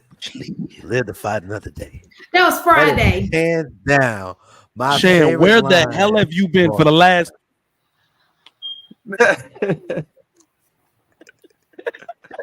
I'm just saying, it's one of the greatest lines of all time. That was Friday. Like she won a goddamn sweepstakes. They talk about Friday. I know, but I was thinking out loud. It just dawned on me where it was coming from. I will kick you out of my class or shit like that. Like, do you not realize what we've been talking about? It's Friday. I'm like, y'all know it's Friday night and I'll be halfway asleep. I explained that before the show began. Whose smoke detector that is? That's not a smoke. What did I say before the show? I said my carbon monoxide detector is buzzing. I put a new battery in it and it's still buzzing. So I will have to call the fire department. Oh, Kevin Samuels is rolling over in his grave right now. I will take it to the fire department. Do you know tomorrow. how to take it down and bring it to the down. congregation? It's like literally down already. Like, can you put it in your hand and bring it to battery the in it? It's still gonna do Go it. get it so we can probably assist. It's not the carbon monoxide detector. It's God. This is what they're telling you. You need a man, Shan. That's what it's about. I put it Well, in the no. We know you can be dating someone, Shan. You need to let them lock it down. That's where we seem to have the disconnect. This is God telling you. The carbon monoxide detector is God telling you. Okay, don't ignore it. Stop giving those cookies to the firefighter. Get the cookies to this man. That's not a smoke detector. That's a fire. That's the. Let me go get it. Oh, I guess the carbon dioxide is kind of like a gas, though. But Oh, yeah, so you please go get it. Huh? Did anybody else want to add to that before I move on? Nobody. White folks are not thinking about us. You know who white folks are thinking about? They're thinking about their children, their families, their communities, their education, their husbands, their wives, and their neighborhoods. That's who they should be thinking about. That's who Asians are thinking about. They ain't thinking about you. I had a very good friend of mine say to me not long ago, he said, George, I know black people's problem. I said, oh, really, Bob? What's black people's problem? He said, you spend all your time thinking about us, and we don't spend any of our time thinking about you. So if you ain't thinking about you, and we damn sure ain't thinking about you, who's thinking about you? Ooh. Ooh. Look at Marcus. Y'all, we do spend a lot of time praising other people. We do. Especially in these spaces. Y'all will put somebody else on a pedestal in a second. Jesus. Who's thinking about you? Facts. What are your Factuals. thoughts? What are y'all's thoughts on that video? I really want to hear Marcus's thoughts on this book. I guess COINTELPRO don't exist. The CIA don't exist. Gentrification ain't a thing. Redlining never was a thing. Civil rights era wasn't a thing. Jim Crow wasn't a thing. People mad about affirmative action ain't a thing. Black holes wasn't a thing. I mean, when you put something in committed to law, that kind of seems to me like you thinking about somebody, but you know, I digress. I guess y'all got it. You know where I think he was coming from, though? I don't even think he was on the black people don't have obstacles against them. I think he was coming from the side that, okay, this is where I like to start from when I have this debate with people. Did you know, like, the number one group, I think, financially now, that up to a certain number are Asian and Indian American. They make the most money in America at present. They also have the least representation in government, state, local, federal government. The least, like less than 1% of any of them. So that means they're showing us that you actually don't have to have laws written for you. You don't have to lobby Congress. You have to do what the guy was saying in the video. You have to be about your community relentlessly. And then we can name one more example on top of, Africans, Indians, Asians, the small hat community. They use these laws and taxes and all of that to enrich themselves, use their own community, spend their money within themselves so they're not as affected no matter what the laws are. And that's what I think he was talking about, because the one thing I think needs to be said on that particular narrative is that essentially black people and black culture and the wave it can create and the way everybody wants to join it is the most powerful culture of all of them, all of Asian, but we're the last people to monetize it, because genres of music, clothing, all of it's the most present minority culture in the world. Black culture is, but black people are not the beneficiaries of it. So yeah, I think that's what he was talking about. One thing you misspoke on is it's the present global majority culture in the world. You're not a minority in the world, though. So all right, got you. You think about it. Wait, I don't know. We're global majority, a national minority. Oh, okay. I see what you're saying. Yeah. And I agree with the point, though. We do need to focus on ourselves. So I too agree with that point. I disagree with everything else, because despite of the lack of government representation of Asians, the anti-Asian hate bill was still passed. Mm-hmm. Despite the lack of representation of the small hat community, you can't say anything about them without risking losing your job. Like, there are still policies in place to make sure that those groups are still protected. That's one. Mm-hmm. Two is that Black people aren't able to monetize what they create because the systems that have been put in place is so that other people control the monetization of what Black people create. The third thing is that there is no other community in the United States that shares the history that Black people do. And so the fragmented community that isn't able to prioritize the community was designed on purpose because of the laws, because of the policies, because of socialization. Like, it's not a coincidence. It's not that Black people can't get it together. It's not. And at the moment we start to have that conversation, honestly, that all of these things, when it comes to mass incarceration, when it comes to incentivizing women to break up the family, when it comes to propaganda and feminism and all of this stuff, like the community is intentionally divided on purpose to keep it this way, because the moment that Black people retain control over monetizing what it is that they create, all of these other communities start to break down. There's no more Asian beauty supply stores. There's no more Asian corner stores. There's no more small hat banks in Black communities. There aren't all the economy that is built around the consumerism of Black people starts to crumble when Black people start to keep it in its community. We can't ignore that fact either. So I don't ignore it. Let me just say this in rebuttal. I don't ignore it. I just also think it's partly Black people's fault, only because most of the stuff that is owned was sold. You see what I'm saying? That's where it starts. And then where that guy, I believe, is right, again, is where the reason the anti-Asian hate bill and those type of things, I'm speculating here. And the small hat community you're not going to lose your job from talking about them because of government. You're going to lose your job talking about them because their community owns everything.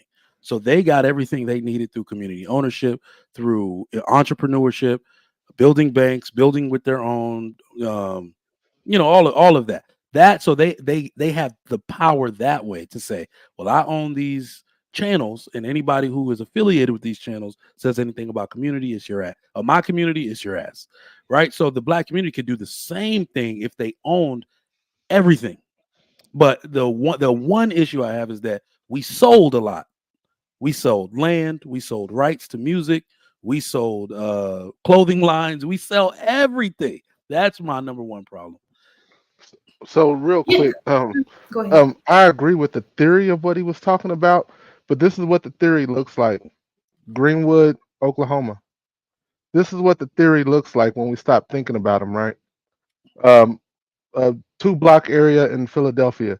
This is what that theory looks like when we stop thinking about them infiltrating the Black Panther Party. That's what the theory he's talking about that I do agree with.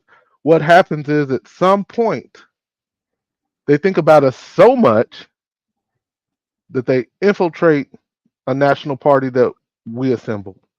They blow up 2 city blocks to prevent, and this was in 1985. Like, it's not that far back. They blow up 2 city blocks to prevent the growth inside the city. They blow up and they decide to take out an entire town to prevent bank growth. So I mean, like, it's not that we don't want to get it together, that we can't get it together. It's that they make it awfully difficult when we do. Just my opinion. I do agree that they have done things to us that kind of get us sidetracked. So now they don't have to think about us because there was enough damage done. So it's kind of like we're doing it to ourselves. Did that make sense? Yeah. I do agree with Mike. Like, I even look at music and I think about, like how we say I think one of the things he said, we sell, we sold ourselves, so to speak. Isn't that what you said, Mike? Because I was trying to jump in there. Yeah. Right. Because I think about, even when it comes to music, the best time musically for me, when I, I felt we were the most creative, at least in my, lifetime, was in the 90s. And think about who had the rights to that music in early 90s when it comes to, like, 80s, 90s music, was it Break Boys or what? Yeah, but we didn't own any of the distro to it, though. That's the other problem. Listen, but we Well, had. we did get distro. You What said happened? what, Marcus? We did. No, one person got distro, Master P, and then what happened? They stopped all those type of deals from being made. Well, I'm not talking about late 90s. I'm talking about late 80s, early 90s.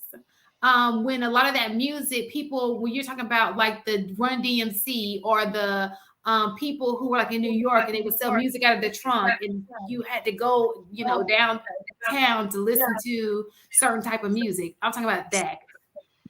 I'm not saying it right, but I think you're talking about the B-boy era, like the original hip hop era, right? Like the original hip, exactly. Yeah. And so they had to come to us for our music because it was something that we were creatively doing it ourselves. But then we sold it off, and now it became mainstream. Because remember, if you watch the Whitney Houston show, and you know how they booed her because she was pop. It was like not popular to be pop. You wanted to be your own, and you were actually looked down upon if you tried to cater to the masses. Does that make sense? I'm trying to get my words together and my thoughts. I get what you're saying. Another thing I think people don't realize is even when, like, to the distribution thing, Trigger Mike, when they started to press their albums on their own and create their own CDs and sell them out the trunk of their cars, they gave people federal recalls for that. Oh yeah, they gave them federal recalls for that. Yeah, King's Park on federal recalls because there was no barcode, so they couldn't tax it. So they got recalled for it. All the but most at the end popular of the DJs day, we were still over our we were still in charge of our creativity. We control what we put out. You understand what I'm saying? Yeah. Even with the taxing. You know what? The grand scheme, because the one thing I can say is that it was a grand scheme put in place, and it stems from one place. Once you dismantle the family structure, it's open season. If that was their number one objective, like I don't even believe in many conspiracies were formed after that. They were just byproducts of the original conspiracy. Once you dismantle the family, you have a culture of anti-intellectualism where somebody will sell CDs on the street versus even trying to endeavor to get a business license and sell them legally. Like, that's why I'm like, if that was their number one goal, they damn sure succeeded with that because it led to everything else after the fact.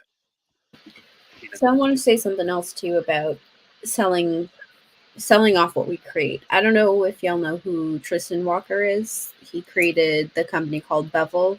He did the single blade razors for men.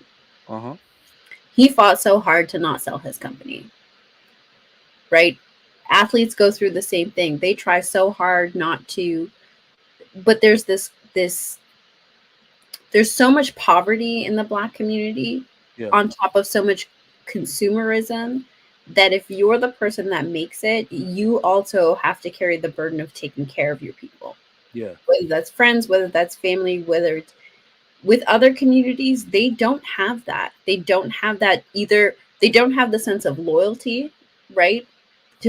And that's speaking to the white community. They don't tend to have that sense of loyalty to family, but to others where they do have that really close-knit sense of loyalty to their family, they all work together. They're not all rallying behind the one person that made it, right? So Black people are in a position to have to sell what they create in order to support their people to take them out of poverty. So I did read something not recently, maybe 6 months ago, saying one of the barriers to wealth creation for Blacks is that the Black person that made it has to help so many people behind them. And yeah, I will say that part is not really what I was talking about when I said sell your company. Bevel was a startup. So startups actually, large majority of them are built to be sold and acquired by someone bigger, and basically the goal is to keep a percentage of ownership, right? I think did he sell to like Procter and Gamble or some. There's no way you're gonna beat, like, you see what I'm saying? The monopolies, the gatekeepers are already set, unless one of them grapes are €1. Like, they're never losing ownership of most of these markets. So the goal is to start something, sell it to them. This is what I don't want to see happen in the Black community anymore. I'm still recovering from finding out that Diddy did not own Ciroc. And what it tells me is that it's not he's a billionaire. Like, who am I to tell him what to do? But it's not really the best thing to be a billionaire mascot. And I feel like that's what a lot of Black entertainers have reduced themselves to. What are you not owning Ciroc? You were pushing this product. Like, literally, Black people were drinking it just because That shit's disgusting. Just because you owned it, I drank. What was I drinking? Grey Goose. I drank your stuff instead of Grey Goose for a decade. I have not drank Grey Goose in a decade because I thought you owned Ciroc, but you were fine being the mascot for them and telling us or letting us think you owned it. And then I think so many entertainers and everybody else follow suit with that. Everybody wants to be on Nike. Well, you can go to China yourself and get a deal to make shoes, bro. You are like, what did they say in that Air movie? A shoe is just a shoe until someone steps in it. Imagine the Migos stepping in the shoe. Drake, Jesus Christ, stepping in a shoe and saying, "This is what's popping now." You like, we are too comfortable being the mascot, and I think that needs to change. I agree. That's a tough one because I see your point, Trigger Mike, but we as the consumer, that doesn't mean we're necessarily going to buy it. So I'm just going to use your Drake example if you don't mind. So let's just say Drake poured his money into a black, let's call it FUBU. I'm just pulling some companies out, right? That doesn't mean we're going to go out and the consumer is going to go out and spend their money on that FUBU product, mainly because of all the marketing money that Nike, Adidas, Reebok, these other established companies have already poured into it. Like we are sometimes our own worst enemy, especially when it comes to the consumerism. But I will tell you this, AP. The marketing. And I'm not buying any rapper chips, by the way. The marketing are the people that we just named. These entities, they have the money to rival their marketing budget, and they wouldn't even need as big a marketing budget. So here's how I'm gonna debunk what you said. They need these black figures to market their product. So the reason they throw mega 8-figure deals at them to market the product, because if this person ever started competing against me, we'd have a problem. Every single person you see that's large, they acquire them early. You see, they because this person ever starts doing their own thing, they would run us out. That we would be we'd have less market share, and they would acquire it. I completely understand what you're saying, but those same people that we're talking about, the Drake, he still needs the what do we call them, the small hat distros. Like he's still like there are things that he still needs from them, and it's more about, hey, we got you. And so I mean, we're asking a lot of those people as well. I get it. I get what you're asking, and I'm on board, but from their point of view, does it really pay to be the first person to do it? So AP, I agree with you in the past. So that's one of the things that's hopeful about the future. Like we got the ease of direct to consumer like never before, and the ability to which is why internationally we should be elected as a community so that we can create real commerce and trade amongst each other. Because I mean, manufacturing is too expensive here for a lot of stuff. So if we could say have a port or something in Ghana where people were, or just throwing a name out there, we're able to refine, manufacture, and produce the goods that we could bring back here, and then had a cultural marketing group that if you weren't attached to this, then it's not really a product of ours, then we probably could make some leeway. I seen a TED talk where a lady was talking about the tax though that's just preventing that from even happening. It's like 45%. Like yeah. You can go ahead and No, it's I just got flustered thinking about all the actual issues that's going to arise. No, I think that's a great idea, and I think in the past that's what's worked for the Black community, and I think it'll continue to work as long as we don't repeat history and we kind of find ways to navigate around it. But I wanted to circle back to Drake. Drake is part small hat himself, so he's not a great example. But to trigger Mike's forgot about that. Yeah, to trigger Mike's point, I don't know if y'all remember the LL Cool J Gap commercial where he slid in the FUBU tagline. FUBU sales skyrocketed every time that ad aired. So we can't downplay the influence that some of these spokespeople have or some of this sponsored content has. And now it's not even commercials anymore because most people aren't watching regular TV. It's happening through influencers. When you take a look at the influencers, and especially the Black content creators, are not getting paid anywhere near as much as some of these other people, right? The mega content creators are grabbing the stuff from the Black content creators almost verbatim and then getting endorsements and all of this stuff. So we can't say that publicizing what we create doesn't work, because it does. We just don't maintain control over it, right? Part of it is some of the reasons that I listed before, but there's still a segment of like gatekeeping that's not really happening. You're like, if we could gatekeep it until it was too big to not give up control, I think that would be different. But I think people are in a desperate situation where they're trying to feed mouths and are selling themselves a little bit short. That's a really good point. It's a really good point. Yeah. I think what you guys are talking about is the same reason why a lot of white people are rich now. It's very easy for you to basically change the rules when you own the game. So, say for instance, if like Marcus was just bringing up how, if you were to go the route where you can actually make money off of this thing, they got another bar that discourages you from wanting to do that, right? But before that, a lot of this is what I was told. I didn't check all of the information, but I believe there's some validity to this. There was a number of inventions that was created by Black people that is now ascribed to white people because the white people own the Black people, right? So they had a skill, and then they brought that skill because they had this labor for whatever it is. So now they have the patent, and they have all of the stuff tied to this, and then their family is able to benefit off of it. And then, it just continues to go down this thing. Now, fast forward to today.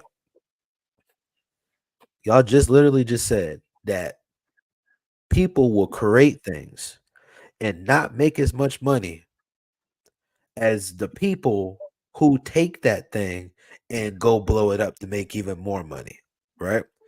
The reason why they can do that is because they own the stuff. And that for some odd reason, like it's just the weirdest thing. It's like some people just know stuff be so good, and then when they take it, it just doesn't make any sense to me how much and how often this happens, that when you take something from somebody and you use it, you make way more money and way more benefit from the thing that you took than the stuff that you made yourself. Like, it just doesn't make sense to me how often that happens. Like, I don't know exactly why it happens all the time, but I just know that, like, I stopped getting upset about trying to figure out ways how to beat the system when I know that even when I figure out the system, they're just going to change the game. So I think what I did was embrace true counterculture and be counter to the culture that's popular culture within our culture. Let me say it again. To embrace being actually counterculture, so our culture would be the culture that's counterculture, right? But it's parts of our culture that you can be counter to and avoid a lot of those pitfalls. So the extreme materialism, it's been a self-reflection journey for me to remove myself from having to, like, I got a car out there on Forgiatos from when they was popping, right? I don't even really drive the cars no more. I don't go shopping for clothes like I once did. I'm not concerned with going to the club and balling out and making sure I'm seen and doing all the things that our counterculture created as a cultural steeple is for how you're supposed to move when you're in a certain position. By rejecting all of those things, it puts you in a position where you can look at the world more objectively without feeling the pressures to push forward. And if I was in a position where I had a company that was doing well, I'm not pressured to sell because some of the things that the culture would impress upon you, I don't care about at this moment.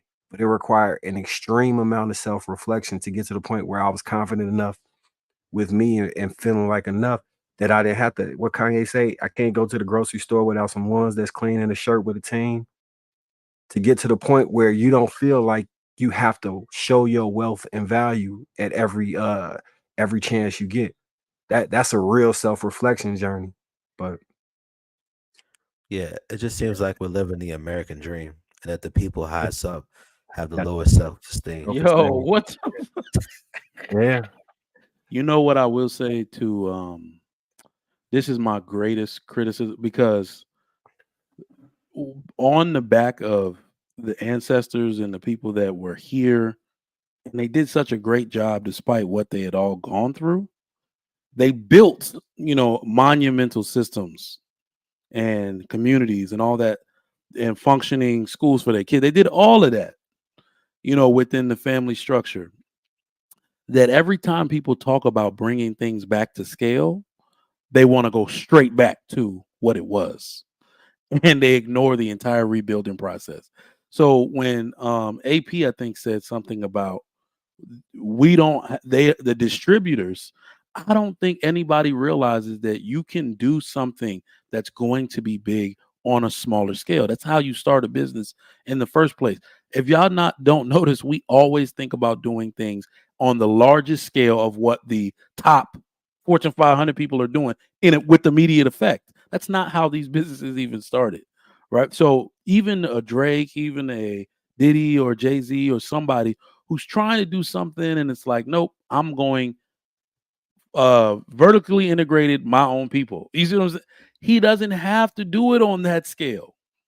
He can do it on a even local and take over municipality to municipality, city to city, state to state. Now you can do it like that. In that way, these people won't even see you coming, right? So that's originally how artists blew up.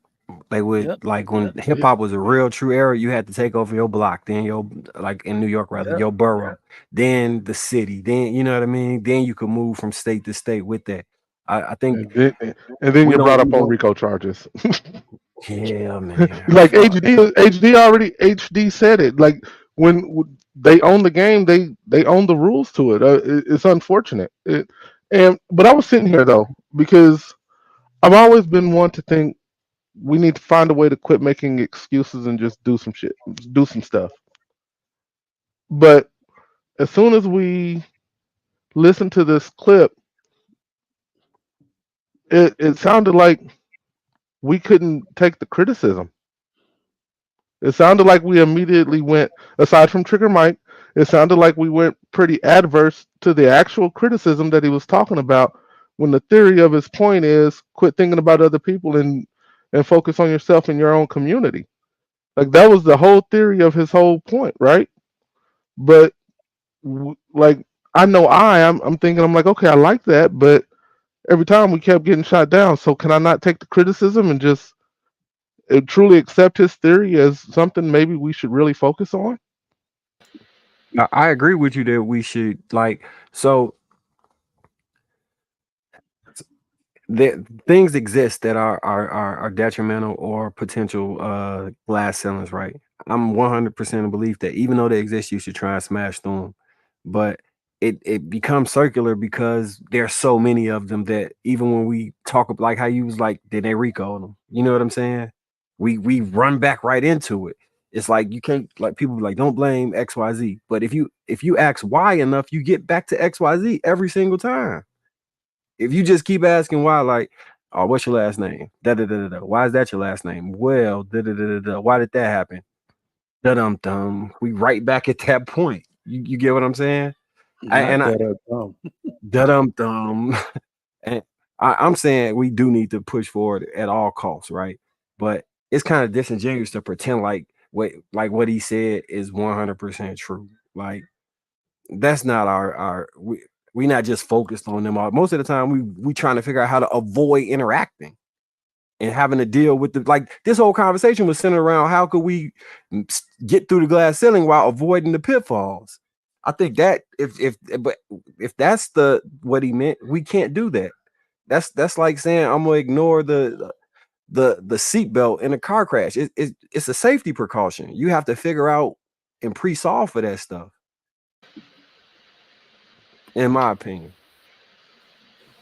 No, I agree with that. I also wanted to say that the part in the video where he said nobody's thinking about you is super disingenuous. The most creative ideas, the product itself, the consumer itself, where they put their businesses, all has to do with the Black community. Like to say that they're not thinking about the Black community is like, it's asinine at this point, because it is typically their largest consumer, right? Maybe not in numbers, but definitely in dollars. So I think I took it to say, I could be wrong. I took it to say that he was saying nobody's thinking about helping you. And in that case, I agree with him. That's what I thought he was saying. Because he then on the other side he said, because you made a good point, but I heard it that because on the other side he said they're thinking about helping. Well, they're thinking about themselves, so they're not thinking about helping you. They're thinking about helping themselves. That's what I thought. The context in which he was saying it, and to that I wholeheartedly agree. But even with that, even in not thinking about you to help themselves, there's always the added step of placing roadblocks for harm so that you don't get to where they get to as well. It's not just this innocent, we're just looking at ourselves. There's always harm that's inflicted on the Black community. You know what? People say I'm white splaining when I say it like this, but that to me is natural. That to me is natural. When you have to leave a barrier for your competition, because we look at it as oppression on many levels. That's why I'm like, I don't call everything racism, because I can clearly see most business moves when they happen, because I know for a fact that people look at Black people as a threat, meaning on all levels. They look at you as a physical threat. When you are well put together, they look at you as as a more dominant, more attractive figure to, so the one person, if they're trying to block anybody, the person who has the ability to galvanize everyone, for some reason, as much as people claim to hate Black people around the world, Black people, or especially like Black men, tend to be the coolest person at every company, right? Like, you see what I'm saying? Like they're like, oh man, if I let this person in, they're gonna take all the attention. So I've noticed a lot of that going on, to where they're isolating the person that can potentially steal their thunder.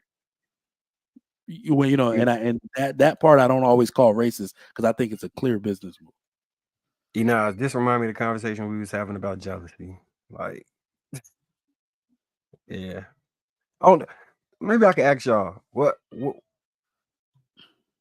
do you think jealousy is a result of, or where does that come from? Penis envy. But for real, not specifically speaking to no group, just where does the feeling of jealousy come from? Insecurity. Okay, yeah, that's what I said too. Is it really insecurity? I mean, because or just wanting something, just wanting something that somebody else has. The lack thereof, like lacking. I don't know if it's necessarily insecurity.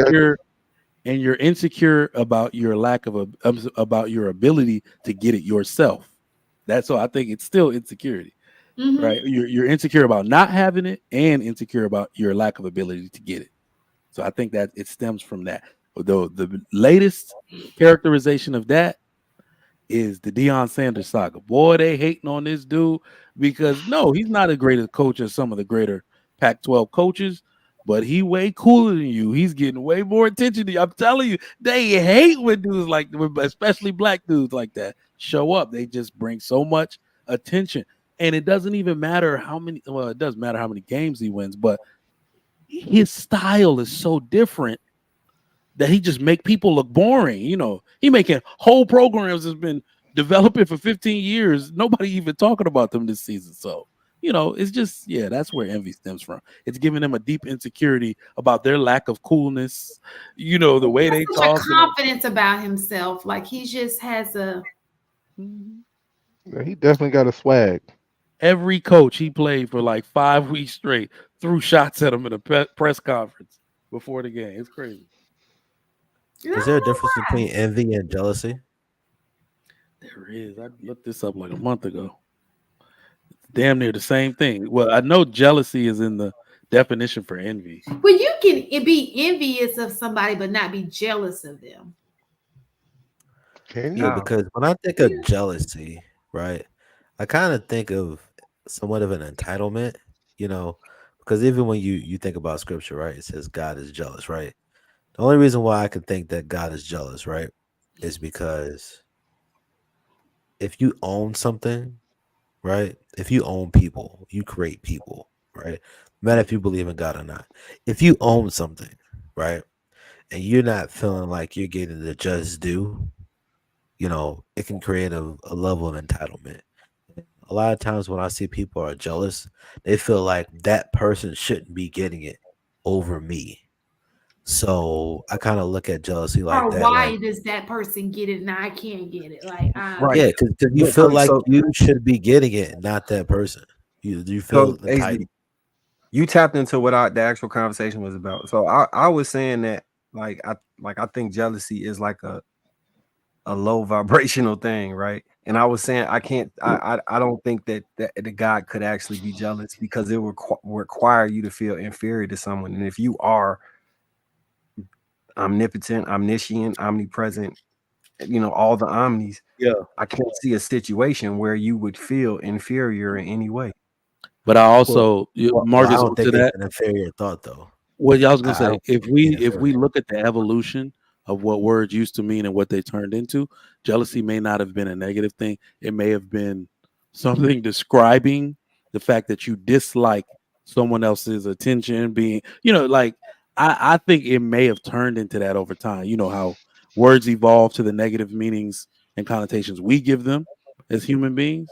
So it may not have meant that a long time ago. I've always thought about it like that. Like when it says jealous God, it literally doesn't say right after that, put no one before.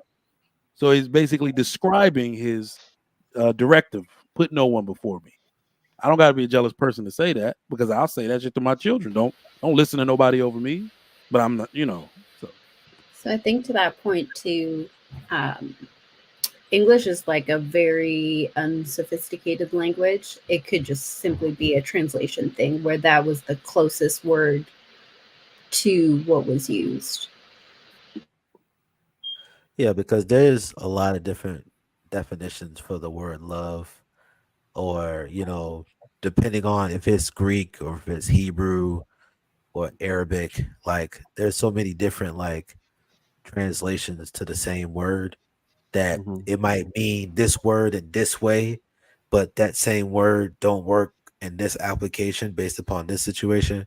So it's just like the whole jealousy thing. I agree. When I used to read it in scripture, I used to be like, this don't make sense to me. But as I think about, when people do feel jealous, there's an entitlement there. And just think about it. If you created the entire world from a thought, from your words, right? Yeah, you And can't then be jealous. you got other people out here taking credit for stuff that they didn't do, or they're claiming things that belong to you, and they're doing things that you should not be doing to that thing. I'd be like, hey, listen, y'all need to get it together because this is my stuff. Like, if somebody took your bike around the corner, right? And then everybody was like, yo, man, your bike looks great, but it's not their bike, it's your bike. You know what I'm saying? You're gonna feel like, yo, why this dude getting all this praise and stuff like that when it's my stuff? So maybe No, jealousy ain't the right word, but it's just kind of like I just feel like there's an entitlement there. Like you own something, that's the reason why you're jealous. using that same like example at a bike, right?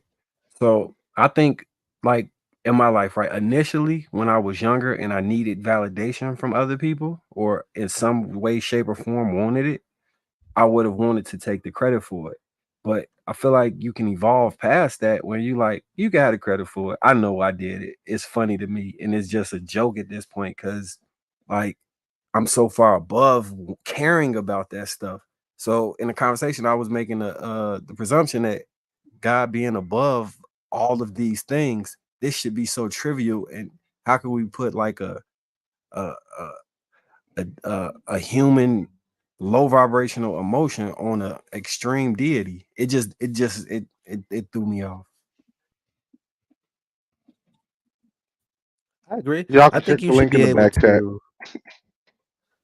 Yeah, I think you should be able to like be secure enough in yourself to be like, what do I gotta take praise, or why do I gotta get this attention and this, that, and the third? Like, listen, if you have self-esteem, which is how you feel about self, right?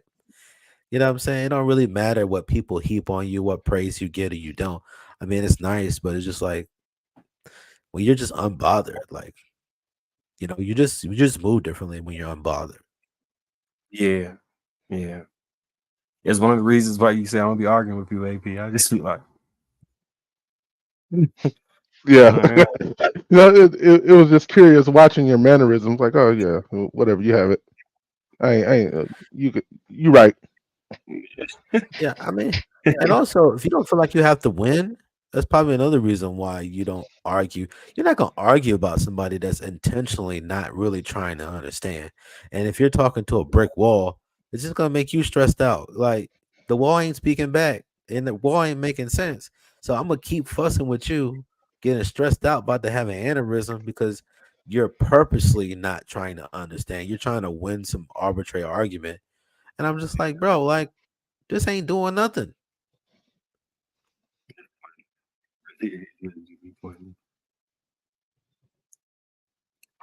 Sam. Anybody else want to add to that? Y'all know it's Uh, about 1 o'clock, honey. that was a good conversation right there. Wish we could dive more into that. I just thought that was good dialogue. Yeah, I I mean, agree. do you have a question? It looked like Shan about to dive into a bed. It do, don't it? After me tomorrow, so I must be front and center. But I'm okay with if you wanted to dive into it. If you have a question or something, No, it's one of those things where if it was like a topic, I'd have had a whole bunch of things actually written down because the state of our community is is is in shambles in my opinion. And I think that there are so many things that we can do to correct it, but but there are always roadblocks every time we start to head in a very positive direction. There's always some form of a roadblock that says, nah, niggas can't do that. do you think that Black people are very jealous people? Of each other, yeah. Of other groups of people, I don't think that's. I wouldn't describe it as jealousy. Oh. Yeah, no. Do you really think we're jealous of each other, Marcus? Yeah. So I think it's like Saw, right? Well, not even Saw. It's such a limited amount of resources that funnel into the community. When one person gets it, they stand so far above everybody else. It creates a natural, maybe envy would be a better word. I'm not sure, but it doesn't seem like collectively because we kind of see each other a certain way. You know, when you see somebody that far, and some people antagonize the community too when they elevate. So those things can foster a lot of those feelings. I But mean, see, yeah, but what, oh, go ahead. I'm sorry, Marcus. yeah, but in just general day-to-day interactions, I think that we, for the most part, trying to look out for each other where we can. But if somebody is so much further ahead of you, I think some types of feelings do come in within the community, like See, that crab in the barrel thing. And can pop real up. fast before you mentioned something, AD, and just think about all the people who've made it, and then it's like alter-key, like those people can't hang around certain people anymore because then it's a jealousy thing. Like it's just yeah, see, I always ask the question though, how did you do it? And I want to learn. Can I learn from you? Like those are the things that I typically think that's you. when somebody's got it. Like, and I'm not talking about like a skill. Like LeBron James has a skill that I don't have, right? So I can't really. That's not that. I'm talking about somebody who, let's say, got it from the mud and they're doing things that, let's say, I would like to do. Hey, how did you get into this political realm? Hey, what did you do? What useful contacts could you direct me and point me in a way that could help me elevate myself? And I would like to think that most of us I would like to think that most of us, and maybe there's some naivety here, but most of us think like that. Like I don't want what you got. I want to know how you got what you got so I can elevate myself. Is that not something that we do as a whole? Some of us. Yeah. I think a lot of people do that, but I think like so the adage of, and I don't particularly agree with this adage, but you can't be successful around people that aren't successful without them feeling like you either owe them something or wanting exactly what you have. A lot of people feel that way. Like I've heard that adage for a long time. I personally don't have those feelings, but I kind of can see like in my personal life how people have reacted to me that way, and I can kind of spot it, and I ignore it a lot, like really ignore it. But I chalk it up to them just not knowing no better, right? So See, okay, so one of my close friends, he actually is now he's running two spots, a restaurant and a bar. He started as at a liquor, like doing a liquor house in the back of his house, and now he's making over $300,000 a year legally because he decided to grind and get with the right people and be pointed in the right direction. And I think most of the people in my circle are like that. I just maybe I need to get around probably more developed a grimy great people. I circle. don't know. No, you developed a great circle, and I think I got friends that are like that, but it came through filtering out some of the other stuff, right?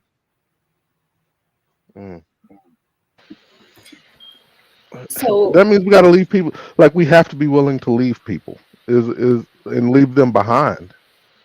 Put them at an arm's distance where they can't be harmful, right? Where you can assist them without it putting yourself in a disadvantage to be hurt. Well, I'm sorry, Niles, what you were saying? no, go ahead. That was it. That was my whole statement. So a lot of relationships are built on shared experiences, right? And the moment that those shared experiences diverge, people start to feel left behind, right? Because if we're honest, in order for you to establish yourself, you need to create some sort of distance so that you can focus, right? And then you have to establish yourself even further in order to reach back and help if that's what you want to do, right? And we have great examples of that. We have Shaq, we have LeBron, we have others that put their people in positions to also win once they're in a position where they've created a foundation. The problem is that a lot of people are some of them I think are narrow-minded, and I think some of them come from a very lack mindset where they don't now, because we don't have a shared experience anymore, we just can't associate. And so I don't want to feel bad about myself, so I'm just going to project those feelings onto you, right? And I think that's really the root of jealousy when it comes to people who are close knit. Now, when there's a distance, I think to what Marcus was saying, it could be more of an envy thing of, that sense of entitlement or just that longing for. But when it's your people in your community, people in your family, your friends, whatever the case may be, it tends to be, we've lived life together and you've managed to find results. And it makes me feel bad about myself, but I don't want to feel bad about myself. So I'm just going to feel bad about you.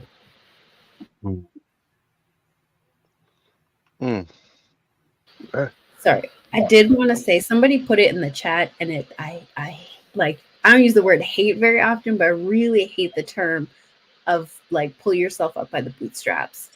That is a BS line that the greater community has fed down to people as if it's supposed to do something. I really would love to see somebody do it. You cannot actually physically pull yourself up by the bootstraps. It is a terrible adage. I'm sorry, Trigger Mike. I know, but like, let's be honest, right? It's one of my favorites.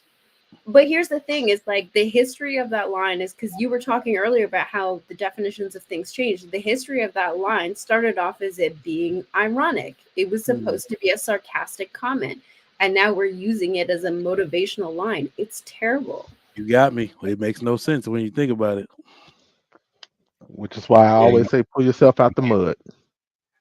You can't do that shit either. Have you ever tried it? I've done it metaphorically.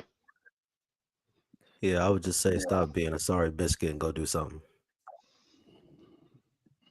Why biscuit though? Oh, because you're being soft and flaky. That's why.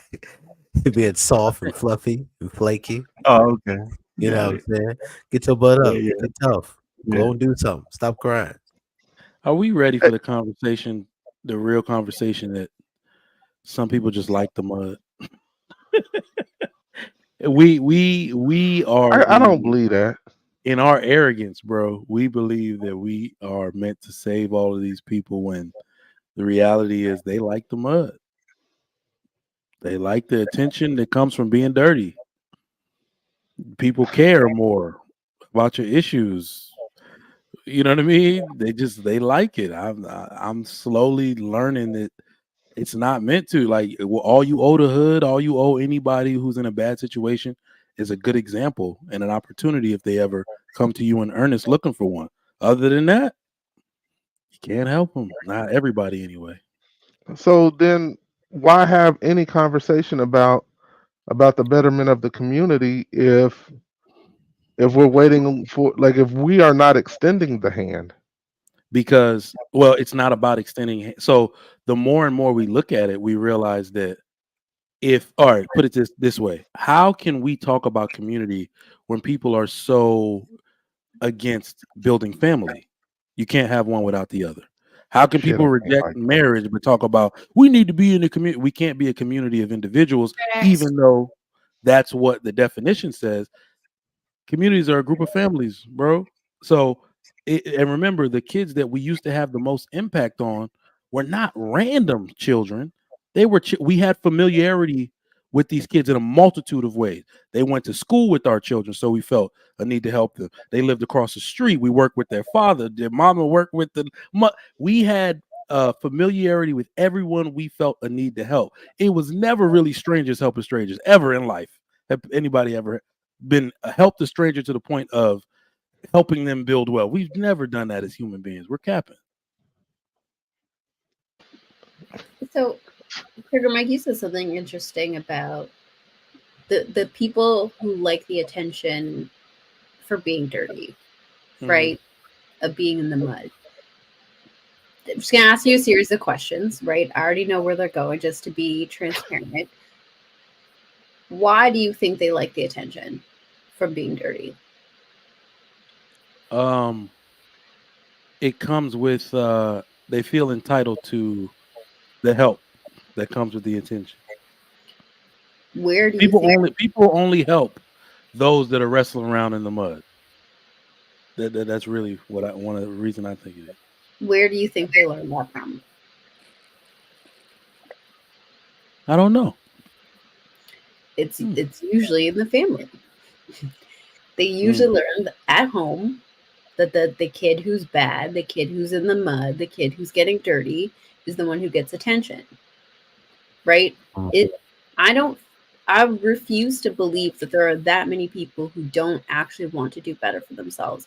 I think a lot of people don't know how, don't know where to start, and also don't believe that they can sustain it. And I think when you hit that trifecta, it really creates a paralysis for a lot of people where at least I know how to navigate being dirty. Now, I also think that we overrepresent the dirty folks. We overrepresent them because a lot of let's use black men as the example, everybody's favorite. We're not doing that bad. It's more of a maximization of us talking about and making highlights of the ones that are doing bad, because those men are doing really bad, especially if they've been incarcerated, especially if their father wasn't in the home, so on and so forth. They can be doing really bad. But then you look at the ones who are gainfully employed, so on and so forth. They tend to do just as good as their peers, been working since they were 18 years old, upskilling themselves, so on and so forth. I didn't even know somebody, I had to look this up the other day. The way we go at odds back and forth with like black men and women, you could. I didn't even need to look at the numbers. I thought like black women made more money. I thought there were more 100,000 black women than there are men. It's not even close. There's still far more men that make 100,000 plus than there are women. There's tenfold the amount of male black millionaires than there are female. So it's like we're not doing that bad to the world as the world tries to tell us that we're doing. We just tend to, you know, our bad is really bad, and we tend to focus on that too much. Chaotic, what's up, man? We ain't seen you in a while. Hey, Chaos.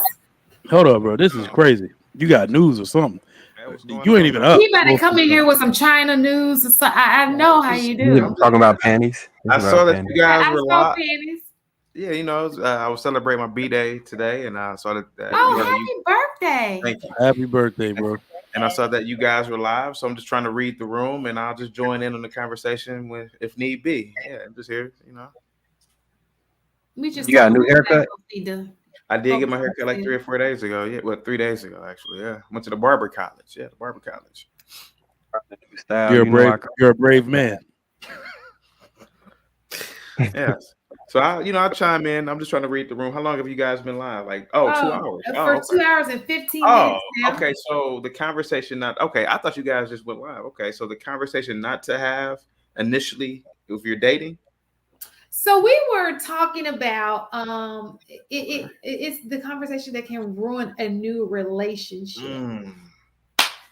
Talk about that. You know what? Let's just go ahead and talk about what is the conversation that can ruin a new relationship. Can I start?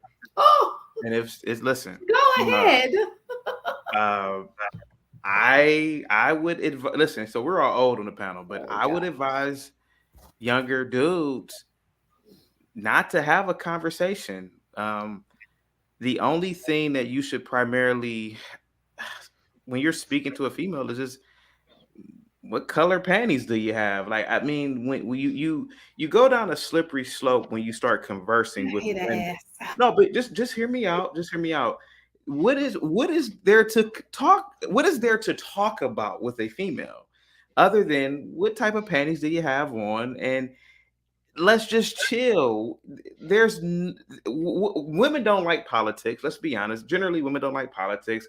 Women don't like to talk about the economy. Women don't like to talk about the government. Women don't like to talk about science. Women don't like to talk about tech. Generally speaking, not all, but most women. So when you as a man, when you converse, you're opening up what I say is a portal, and a portal for a woman to hate you more, to be envious of you more, the more she realizes that, damn, man, I can't compete with his intellect. So a man should just chill with a chick. If you really sit back and think about it, man, think about every dude that's listening. Think about it. How do arguments start? How do bad relationships start? It starts with conversing. You allow a woman to know too much about you. You allow her to get to know you. Then she's going to be thinking and micromanaging a story. Then if you say something wrong, she'll go back and say, "Oh, you lied about that. You told the." It's too much. It's too much. What color panties do you have on? That's it. It's just Q&A. I know it sounds crazy, man, but if I was 17 or 18 or 19 or 20 again, man, the last thing I would want to be doing is conversing with some chick. It's just, hey, man, can I come over and chill, man? What we gonna do? I just really want to just, it's, all that on the phone. Guys, come on, man. We're all millennials and older. Think about all the times, all the hours we wasted on the phone talking. Think about all those hours that could have been done bettering yourself, investing, working out, etc. The only thing a man should do is better himself and just pull chicks, man. Go ahead. Just a question to you. So you don't advocate for marriage? Of course. So how the hell do you do that without having a conversation? Because a woman is but real quick. Let me. Can I ask you the first question, but okay. Because my theory is, you let in those early conversations, you let her lead. You let her handle the conversation, and the reason you do that is because you want to find out if you're going to waste your time or not. No. You have to find out the kind of woman you are dealing with, bro. That's just my thought. But go ahead. I did ask a direct question. A woman is like a cat. They're like a cat. They are. They're not a dog. You don't talk to them like a dog. Oh, come on, boy. Come on. Oh, you want to do that, boy? Oh, no. A woman's like a cat. The better you are, the more. Think of. I don't have pets. I don't like pets, but I've seen it. A woman will come around you when you are providing for her creature comforts. They're like animals, respectfully. They'll come around you when you're providing for them, and they just sit there and be quiet on the little couch with their feet up on the couch when you're just that nigga. And that's black man, white man, whoever. And it took me almost to 30 to realize that the lesser conversations I had with chicks, the better the relationships. And what you were saying with marriage. Do you know how many girls before my wife proposed to me? I know they were just joking. No, seriously. It's because because you got to think about it. Men, Shan, you guys know this. Men are the prize, and y'all know it. So the better you are as a man, a woman will really. How many? Okay, y'all can laugh at me all you want, but I bet every dude on the panel and every dude listening, how many females in your life have said these? Will ask you this question. So what are we doing? Tell me I'm lying. Hold on for a second. Okay. To the guys. How many women before you were married said, "So what are we doing?" Basically, what are we doing? Like, are you going to marry me? This, that, and the other. Because she realizes, damn, he's that nigga. Let's be honest. Come on, bros. Come on, man. Let's not do this. We know females have asked us all that question. I'm an ugly dude, man, and I'm a short little ugly dude. Like I look like a California raisin. At least 5 chicks have asked me that in the course of my life. 5 at least that I can name you. Probably more. Hey, HD, let me ask a question to you real quick, HD. First question, I got 2 questions. 2 questions. First one, because you're single and you're out on the market, right? So, are you that nigga? First of all, I don't think anybody should be using N-bombs, but that's first and foremost. Way too educated for us to be using the word. But I can agree with that. I personally consider myself to be that guy. I'm Okay, that guy. okay. Not Second him. question. Only one him, but I'm that guy. Second question, and this is the one you can elaborate. Since you are the only brother on the panel that's actually out in the market, tell us what the market actually looks like. What are these conversations like? I mean, because Chaotic says you shouldn't have the conversation, but I'm curious, what are these conversations like? Well, I agree that, what you were saying, that if you let people talk long enough, they'll tell on themselves. Okay? So if you're able to, that's why, people look at me and wonder why I don't say much oftentimes, even when I'm on panels. It's because you learn a lot about people and you can learn a lot about yourself. And you can actually just generally learn something when you just sit there and shut up. You can actually figure out, the validity of people's arguments. You can see some things where you miss. You can see where people are listening, but they're not listening to. You can learn a lot that if you just use, your ears more than you use your mouth. You know what I'm saying? So, when it comes to relationships, like I've been married before, right? So, I think that, a lot of women here in the US, right? I think that with the broken families and broken communities, like you have a mixed bag. Even some of the women that are good women, they're hard to deal with. And the reason why they're hard to deal with is because their ideologies mix with some of the bad women. And so they sprinkle these things that are problematic together. And now you're going to be running into stuff that you wouldn't typically run into because they've been exposed to so much. And I think that sometimes when you're talking to women, like a lot of women try to make a lot of things really complicated that are like really simple. And when you're a logical person, and you're trying to like get rid of all of this extra nonsense. You're just trying to make it real simple. Like, what's the easiest thing that we can do to figure out what we're gonna do? Like, sometimes women want to make it more deeper than what it needs to be, and it's just like, yeah, after listening to enough women and listening to enough men, I realized that the dating pool,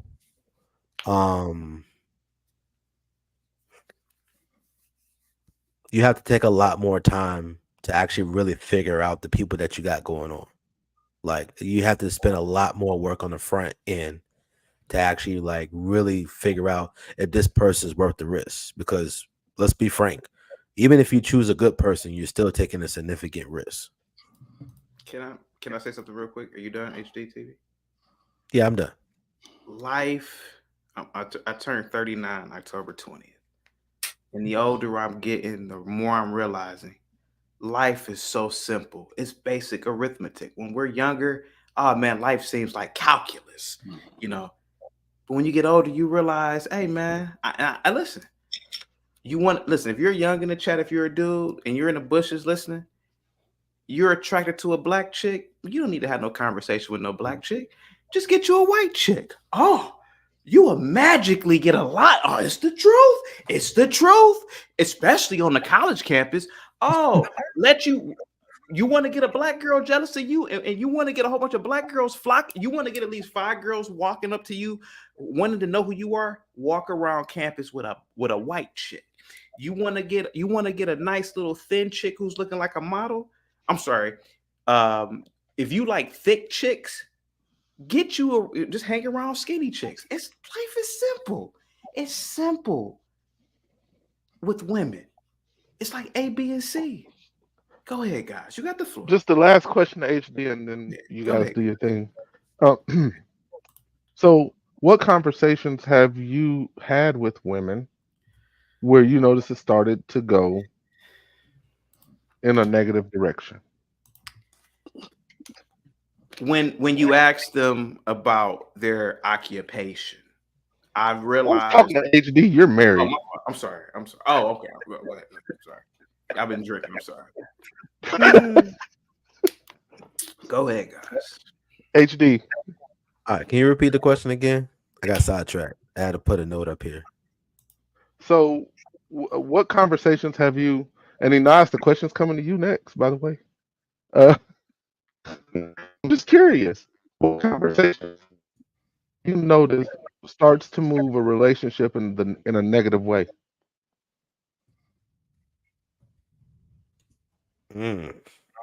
Well, if you're talking to a woman that is, I would consider unreasonable, if you talk about the struggles of men or women in a way that they don't agree with, that conversation is going real south.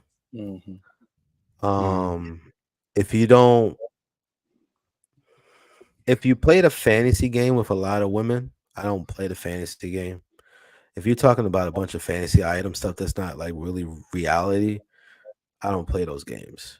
So that can make a conversation go really south. And also, what else? Some women, if you talk bad about Beyonce, is going south.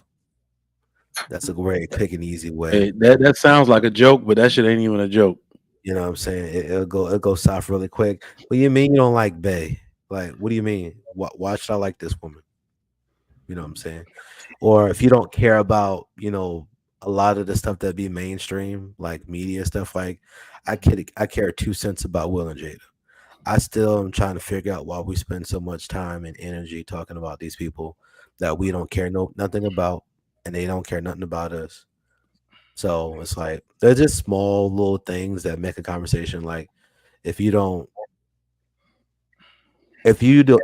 lie often to women, some women, it's gonna go south. I'm not a liar. If I don't miss you, I'm not telling you that I miss you when I don't miss you. Don't ask me the question if you don't want the answer. Well, damn. Ooh. What do you see out there? Oh, go ahead. I'm sorry. No, you hit it. Well, no, I actually want to hear what Enos has. Yeah, like I'm just curious what you the same thing to you. Like, what moves the conversation when you're talking to a dude? What moves the conversation into the negative? Or moves the relation start moving moves the Oh, relationship into something negative. we should all guess in the back chat because I think she's said it multiple times over the That doesn't month. include Atlanta. Have I? I don't think so. So just to be clear, I'm not currently I'm not on the market, right? But in the past, it's simple. It's always one of two things. It's either the respect level is not there, or what we're looking for doesn't align. Other than that, I'm pretty easygoing. I'm open for conversation. We can discuss things that we disagree on. I don't do the fighting. We can debate. We can have a conversation, but the moment either of those two things where the respect starts to waver or we're just not looking for the same thing, it'll usually go south. Remember, in trying to censor your social media activity, or how much social media, should somebody be using? Wait, I remember. I never I was said that. trying to guess before you said something. I listen. If my man tells me to shut down my social media, if he feels that it's gone, that's not I'm not that girl. Damn, never mind. Wrong again. But which I think one of the things, if I can remember now, it'd be over if I was dating. You could look. It who would I date as Trigger Mike other than like like a Precious or a Lady Di? Who would I date? These women hate me, but well,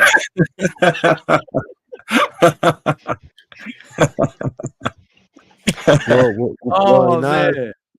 you're gonna single-handedly tank our freaking super chat quota because you didn't let the cat out the bag that you're not on the market. You know what I'm saying? And I was all about them to dudes say, that be who in the is chat feel like, ooh, who they is be trying not to shoot their Congo shot English? at you and stuff like that. Is it Man, Black super chat Lexicon? One gotta of go these there. dudes is crying in a corner right now. You're right. I'm sorry for the dwindling super chats, but I only want attention from one You know what? person. She didn't mean that. That was a joke. We're talking about it in the back chat now. Ha ha ha ha. Ha. Keep them super chats coming. Ha ha ha ha. He does. It got a man. Ha ha. Real funny. All right. Keep them super chats coming. But no, I noticed a date will go now. If I was dating right now, I would be having the most. It's no point going anywhere, and I mean to the point where I wouldn't even want to engage in a sexual relationship. If I'm really feeling a woman like that now, I got to know what your credit's like. That'll probably start with a majority of people, men or female. Just what are you a responsible human being? And that's usually where What you people mean by responsible? Yeah, you can catch people up with that. How do you feel about, or I don't even know how to ask it, but credit would be one. But on a broader note, I realized that if you challenge any delusion that the person has in random conversation, it'll turn it'll turn the situation bad. So if you know something is purely delusional, and we've done this, we've all done it because all we wanted was the ass. She could have said the stupidest shit you ever heard in your life.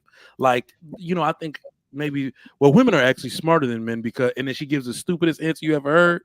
And you want to be like, your dumb ass don't really think that shit, do you? But her ass is so damn fat, you just gonna let her talk. But I realize now, if you challenge any delusion outright and then insert logic into it, it's like women want to say it for the sake of saying it. They don't actually want to be corrected. They don't want to know the stats to the contrary. If you challenge their delusion outright and, I don't know, not even act like you're smarter, actually say something smart, they'll get upset. Wow. So basically, everybody's. It sounds like Chaotic might be right. What color panties you got on, and keep it moving. I just want to chill. So, Caddick, you never had a conversation with a woman you was like, damn, she bring a different. Well, I couldn't even get that one. Of course, when I was younger, like, obviously teenage years and like even up into like my late 20s, of course. Oh yeah, definitely. Without Like a a doubt. good, like, will she give you a good perspective? You get Oh a yeah, good, yeah, without a good doubt. Yeah. experience. Yeah. Oh, I would, yeah, definitely. Oh yeah. So let me ask you a question, Chaotic.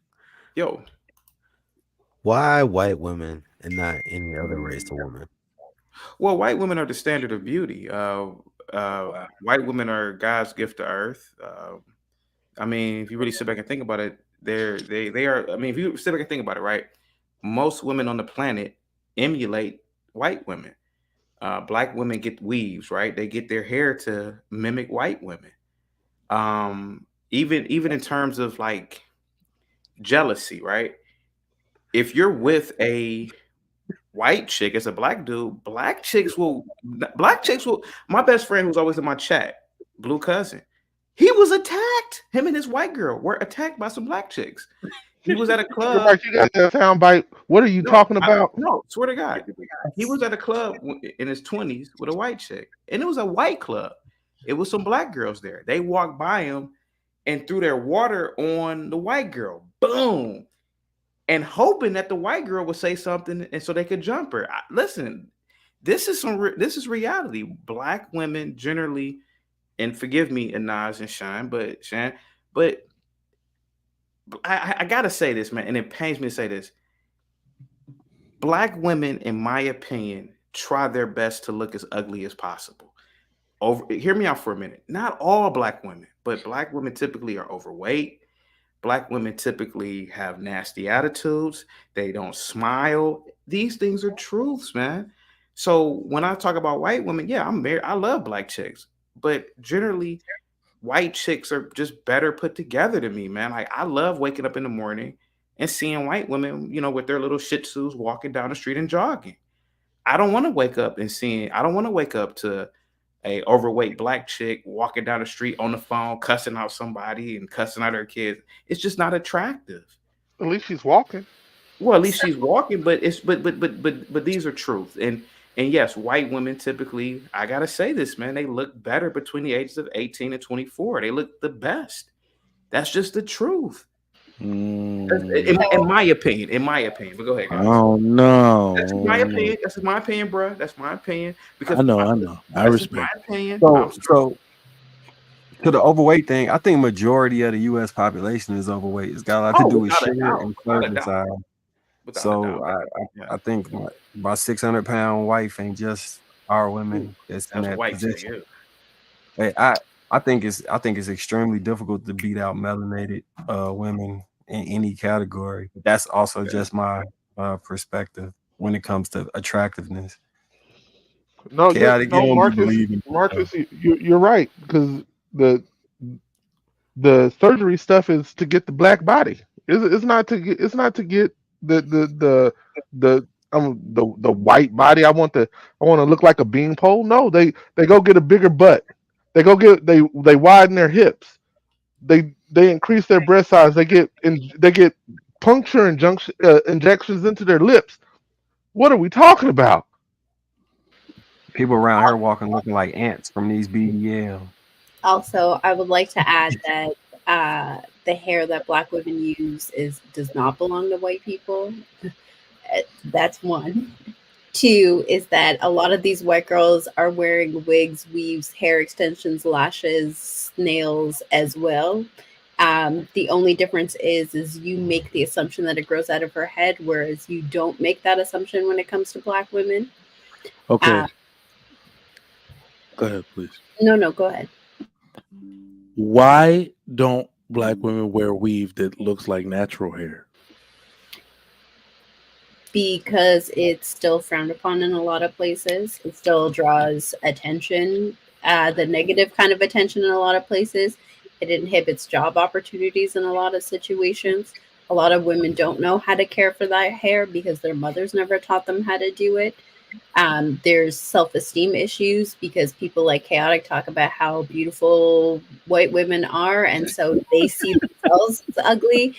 There's a multitude of reasons why women don't do it. It's chaotic. Well, to prove her point, right? It's not only socially considered inept, but there's also a correlation between social ramifications that actually are tangible. Like there's a young man right now that's suing the school, I believe it's in Texas, for having locks when there was a rule against wearing his hair, and they had to create the Crown Act because of that. So there's some validity to it. Although I do agree that I don't like to see those wigs, but he got in trouble I don't again. like He to was see the back in the wigs news. either. He was back in the news again. Let me not say it. Never mind. Forget it.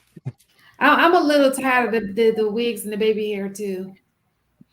Yeah. Okay. I just hate those that wavy. Let me say looking this about edges.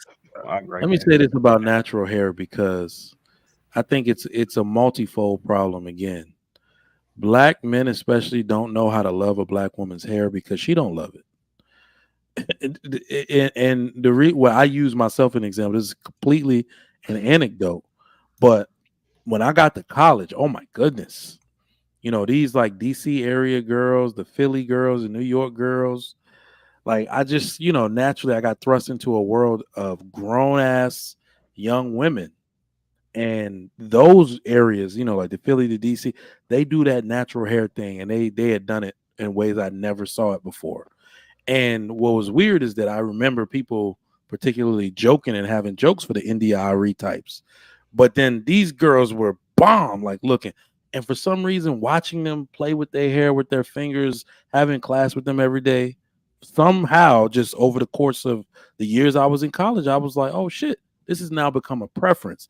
And then when I was able to articulate it, I said, I now love their natural hair because they love it.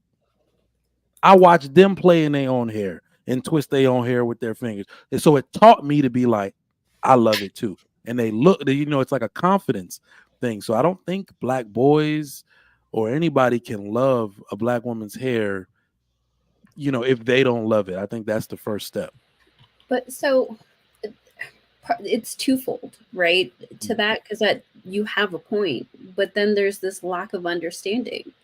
Right? If I wear my hair in its natural curls and I put all this time and effort into like making sure that it's defined and it looks the way that I want, I'm not touching it because it's going to get frizzy. It's not that I don't love it. I've poured all of this time into it, but you're not going to see me playing with my naturally curly hair because that manipulation changes it. Right? So when men understand that, they understand the relationship to hair differently. Right? The other thing too is, and I genuinely, from the bottom of my heart, hope that this does not happen. But if Chaotic was to have a daughter and to hear her like listen to the way that he talks about women's hair, this relationship with hair starts in the home. And so we have to understand that like people hear these things and they listen to these things and they intake this information and they use it as a filter at how to look at themselves. Right? That was not fair. What would be wrong? No, I genuinely hope, because listen, I know Chaotic trolls a lot. I do. I know he's going to teach her to love her natural hair. I'm with that. I get it. I'm just hoping she never comes across this video and feels a way about herself. That's it.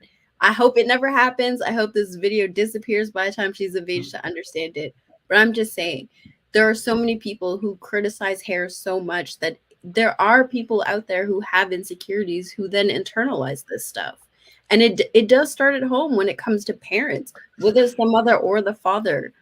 I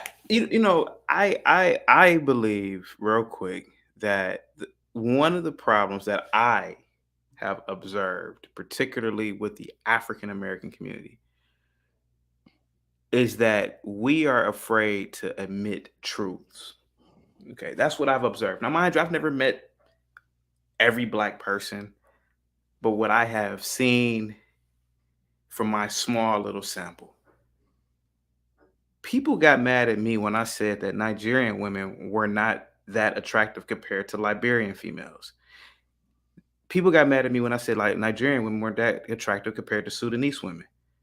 Why don't we like admitting truths? Sudanese women are literally walking models, a country full of walking models, just like Sweden. The women over there are walking, not even just the women, the dudes look good. Pause. I'm not gay. Why can't we admit that You need a little bit more than pause on that why one. can't we admit that the Swedish whites look better than the English whites? Why can't we admit these things? Some people look better than people. Inas, I don't care how much black pride you have, Inas. You look better, phenotypically speaking, than the Aborigine Australian, than the Papua New Guinean black women. You just do. We can see it. And so there's nothing wrong with admitting that certain features are just better. Taller people are perceived to be more attractive. Blonde hair, blue eyes is perceived by the masses is perceived to be better. I don't know why, but we're some sort of an animal and we see these things. Nobody on this panel looks at an Aborigine woman and says, damn, fun done. No, it will never happen because we don't perceive those people as attractive. Now, if you live there and that was your only option, yeah, you would think that, oh yeah, but they're just not good looking. The same, it's like this. The problem I see in the black community is that we don't have high standards. Me, for example, listen, I've had overweight women in the past get mad at me because I wouldn't have sex with them. I am not sticking my penis inside of you. You're fat. I don't like that. I just don't like that. But here goes the white boys. White women, not all white women, of course, they have this standard. It may be manufactured by the movies, but they're looking for Kens, like the Barbie, the Barbie doll thing. They're looking for the Ken. They're looking for the Superman, chiseled jaw, tall, Bradley Cooper looking white boys. If I had a daughter, I would tell her, hey, you look for the black guy that looks like Morris Chestnut. You look for the black guy that looks like Idris. You don't look for some nigga who looks like Lil Wayne. No, that's what I would do. Even her hair being kinky or not, you get the Ken or you get the good looking black, period. Go ahead, guys. Go ahead. So that I think you're misconstruing the point that I'm making, that there are features that are more preferential to others. Absolutely. That's a fact. It's not an opinion. There are features that are more preferred, but there is a delineation between loving your features even though they're not preferential and hating them because they're not preferential. So my question to you, Chaotic, is what's the answer? That you just breed a bunch of insecure people who don't have the right features? I hate the fact that I'm short. I have insecurities about my height. I'm not gonna lie to you. Yes, there are days where I wish I could grab the item at the top shelf instead of asking somebody, hey man, can you grab that for me? I don't like that. Being taller is what most men desire to be. Okay. Just like with women, let's be honest, man. Most black women, I don't care what anybody say, they want to really look like Naomi Campbell. Let's be honest. So yes, there is some sort of validity in hating a feature about yourself, but you can also learn from that, and you can have, for example, I was short and ugly. I looked like a California raisin in the face. I knew that as a kid. So I was able to be funny, be witty. I was able to develop other talents. So if I have an ugly daughter, I'm like, babe, listen, you're not gonna get that 6'4" quarterback who has a rocket for an arm who might be the overall draft pick. You might have to settle for the garbage truck driver, which I don't want that to happen. But there's nothing wrong with that. I will be the father that will tell my daughter the truth if she's ugly. You're not that attractive.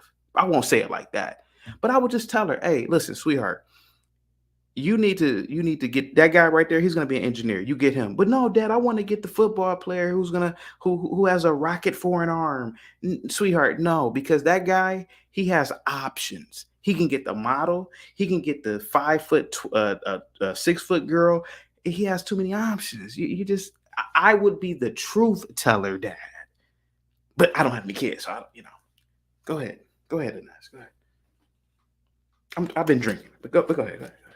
Okay, I've heard all I needed to hear. Thank you.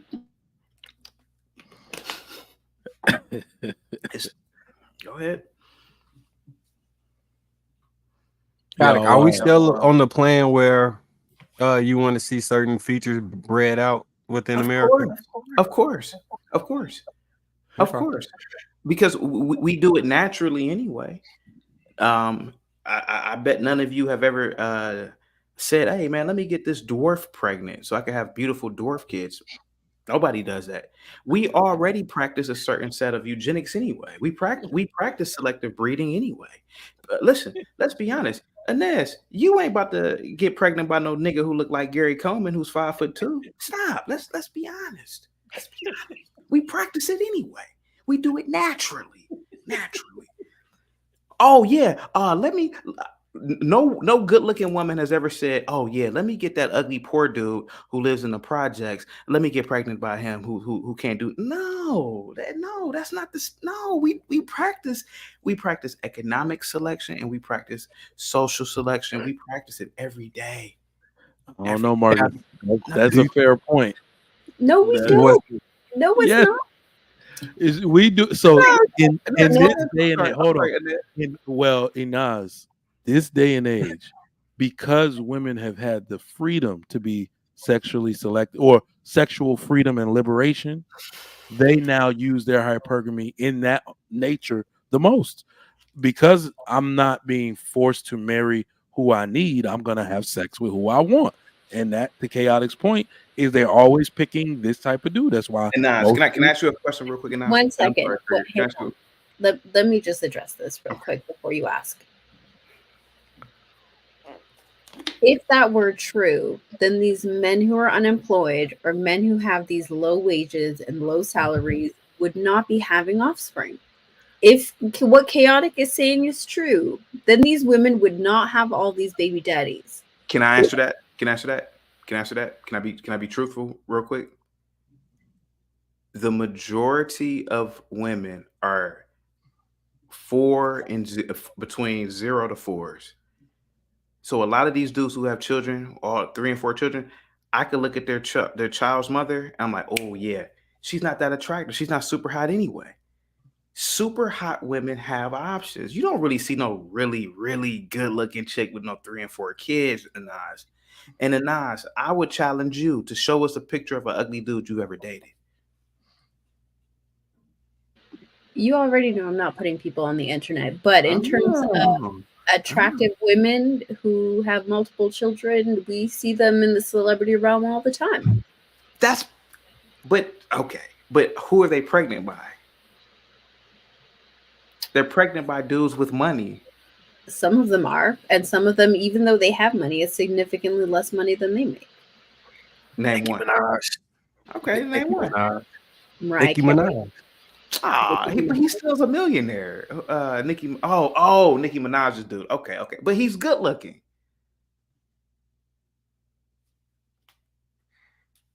I mean, of course, but come on, he ain't no ugly dude. He don't look like Gary Coleman. Come on. And he's short. I heard he's short too. I don't know, man. I don't know if he's short. I don't know the dude. Listen. Y'all, wow. Anybody got anything else before we close it out? So Chaotic. If you could pick how many so what would you have done in the future? You would just have. You mean the past? No, moving forward. Like if you could pick, would you like stop breeding for 90% of the population, only let 10% of the people breed? Oh yeah, definitely. I talk about eugenics all the time on my show. I think the planet only needs about a few 100 million people. Oh, absolutely. I mean, especially now with AI, we don't need large families anymore to work farms. Oh yeah. I get a lot of backflack for that. It's too many people. Oh yeah.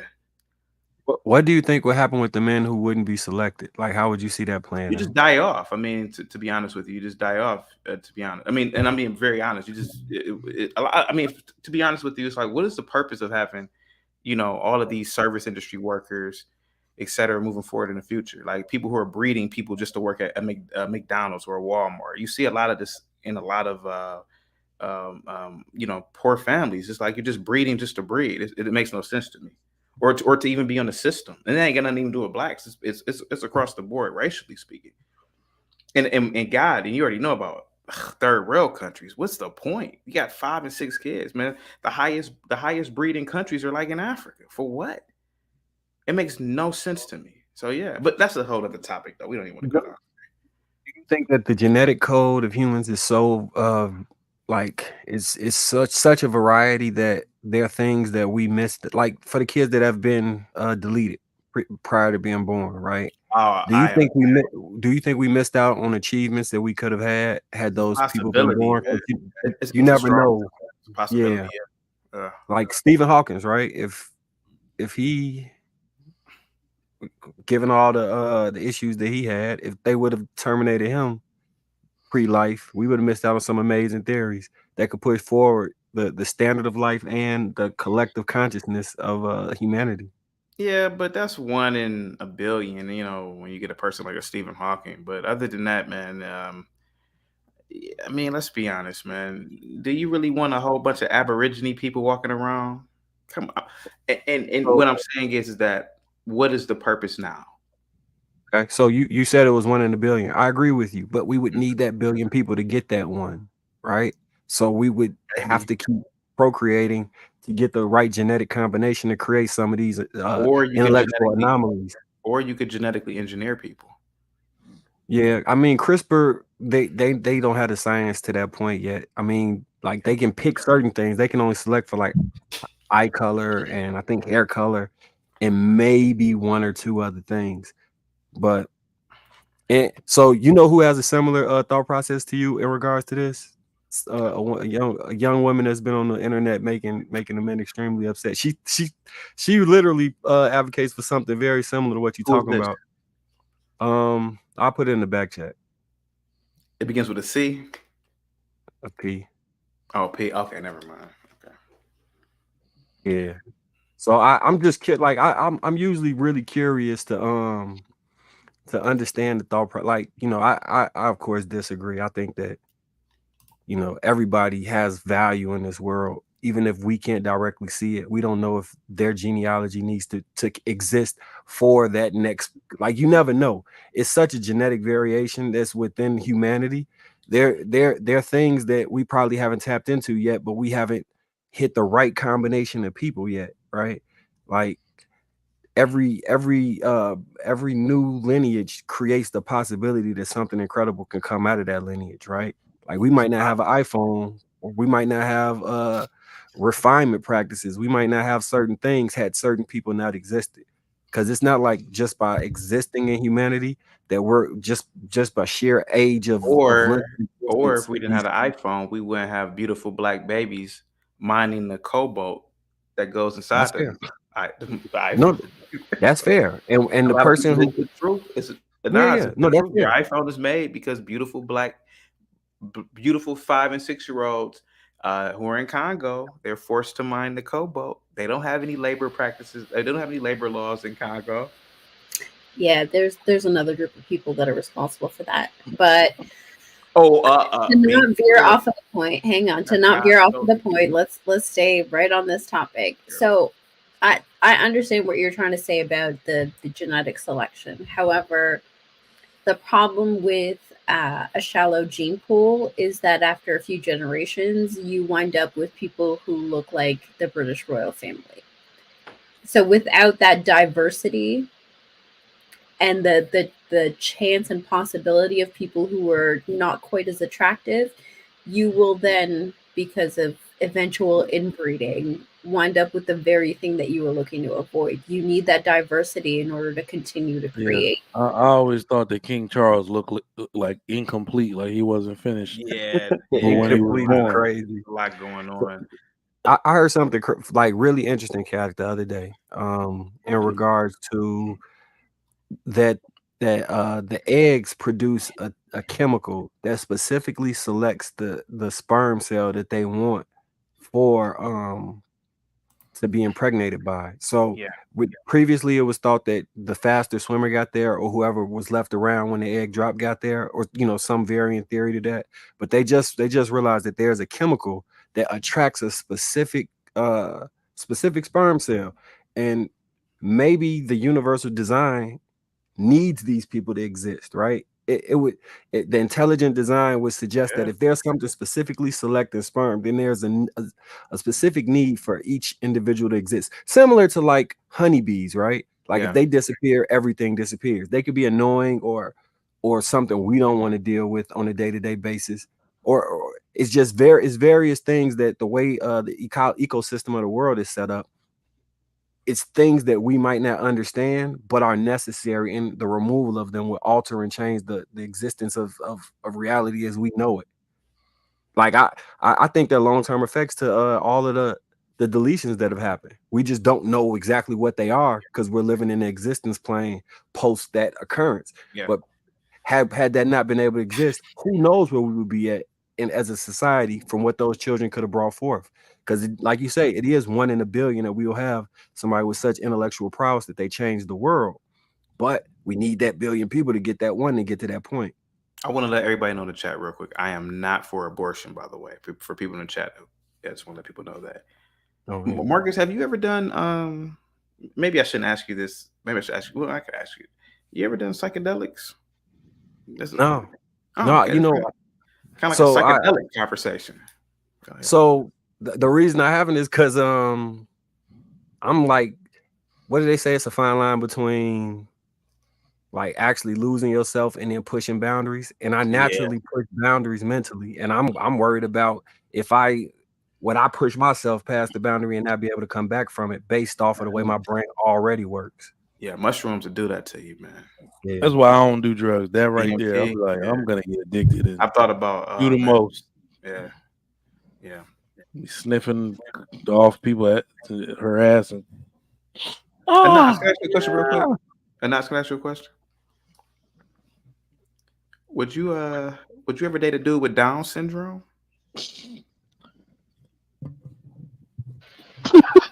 Why do you ask such extreme questions? No, how's that extreme? We're all human beings. I'm just asking you. Would you ever? No. My entire life, I've met one person with Down syndrome. I don't. Why? This is a very extreme question. I'm just asking you. Would you date someone with Down syndrome? I'm just asking a question. Just a question. I wouldn't be opposed to it. I don't. Why did you feel the need to? Listen, all right. Hang on. No, that's not even fair. We're not even gonna do that, chaotic. No, because now you done made her lie. No, I'm talking about she wouldn't be opposed to it. No, hey, look, she's been consistent with her thoughts on dating. Like, I don't even want to do pretty that. Consistent. No. Not just. But that is an unfair question. But this is the thing, right? Chaotic has asked me if I would date somebody who weighs over, what would you say, 250? I think was that, or 300. I told you I have. Okay. Yeah, I told you I have, right? And we could discuss this offline, but there are people who could validate that, right? You've asked me if I would date somebody dark skinned. I told you I have. Dark skinned. Yep. You said somebody black as night or something. I can't remember the term that you used, but you ask me these questions every time we get on together.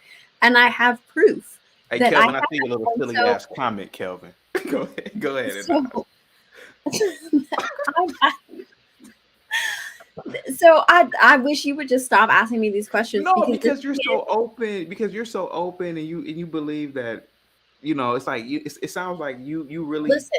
No, but here's the thing. I understand that I'm not disingenuous to the point that I'm going to say that every woman out there thinks like me. I know that there are women who would not do that, who that criteria they just won't even acknowledge his existence.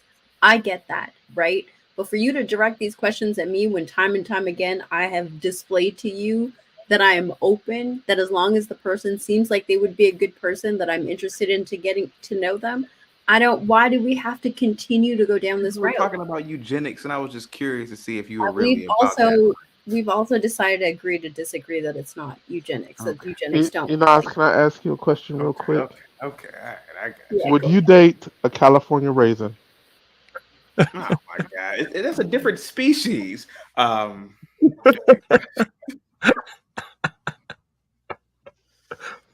All right, y'all. This is Dope Convo. Thank y'all for coming through the Chic Critique, sharing his deserted us as usual. Did we read this super chat yet? Nope. We haven't my read a man, Money. single super chat. Money, marriage, and media, $5. It's because I said she wasn't single. That's why we gonna stage something for next week. She'll be single by next week. we'll stage a scandal of sorts to make sure y'all believe she's single for next week. All right, great show. Love the high level conversation. Shout out to the panel. Appreciate that. All right, y'all. Y'all be easy. Thank y'all for coming through to the Chic Critique, and we out.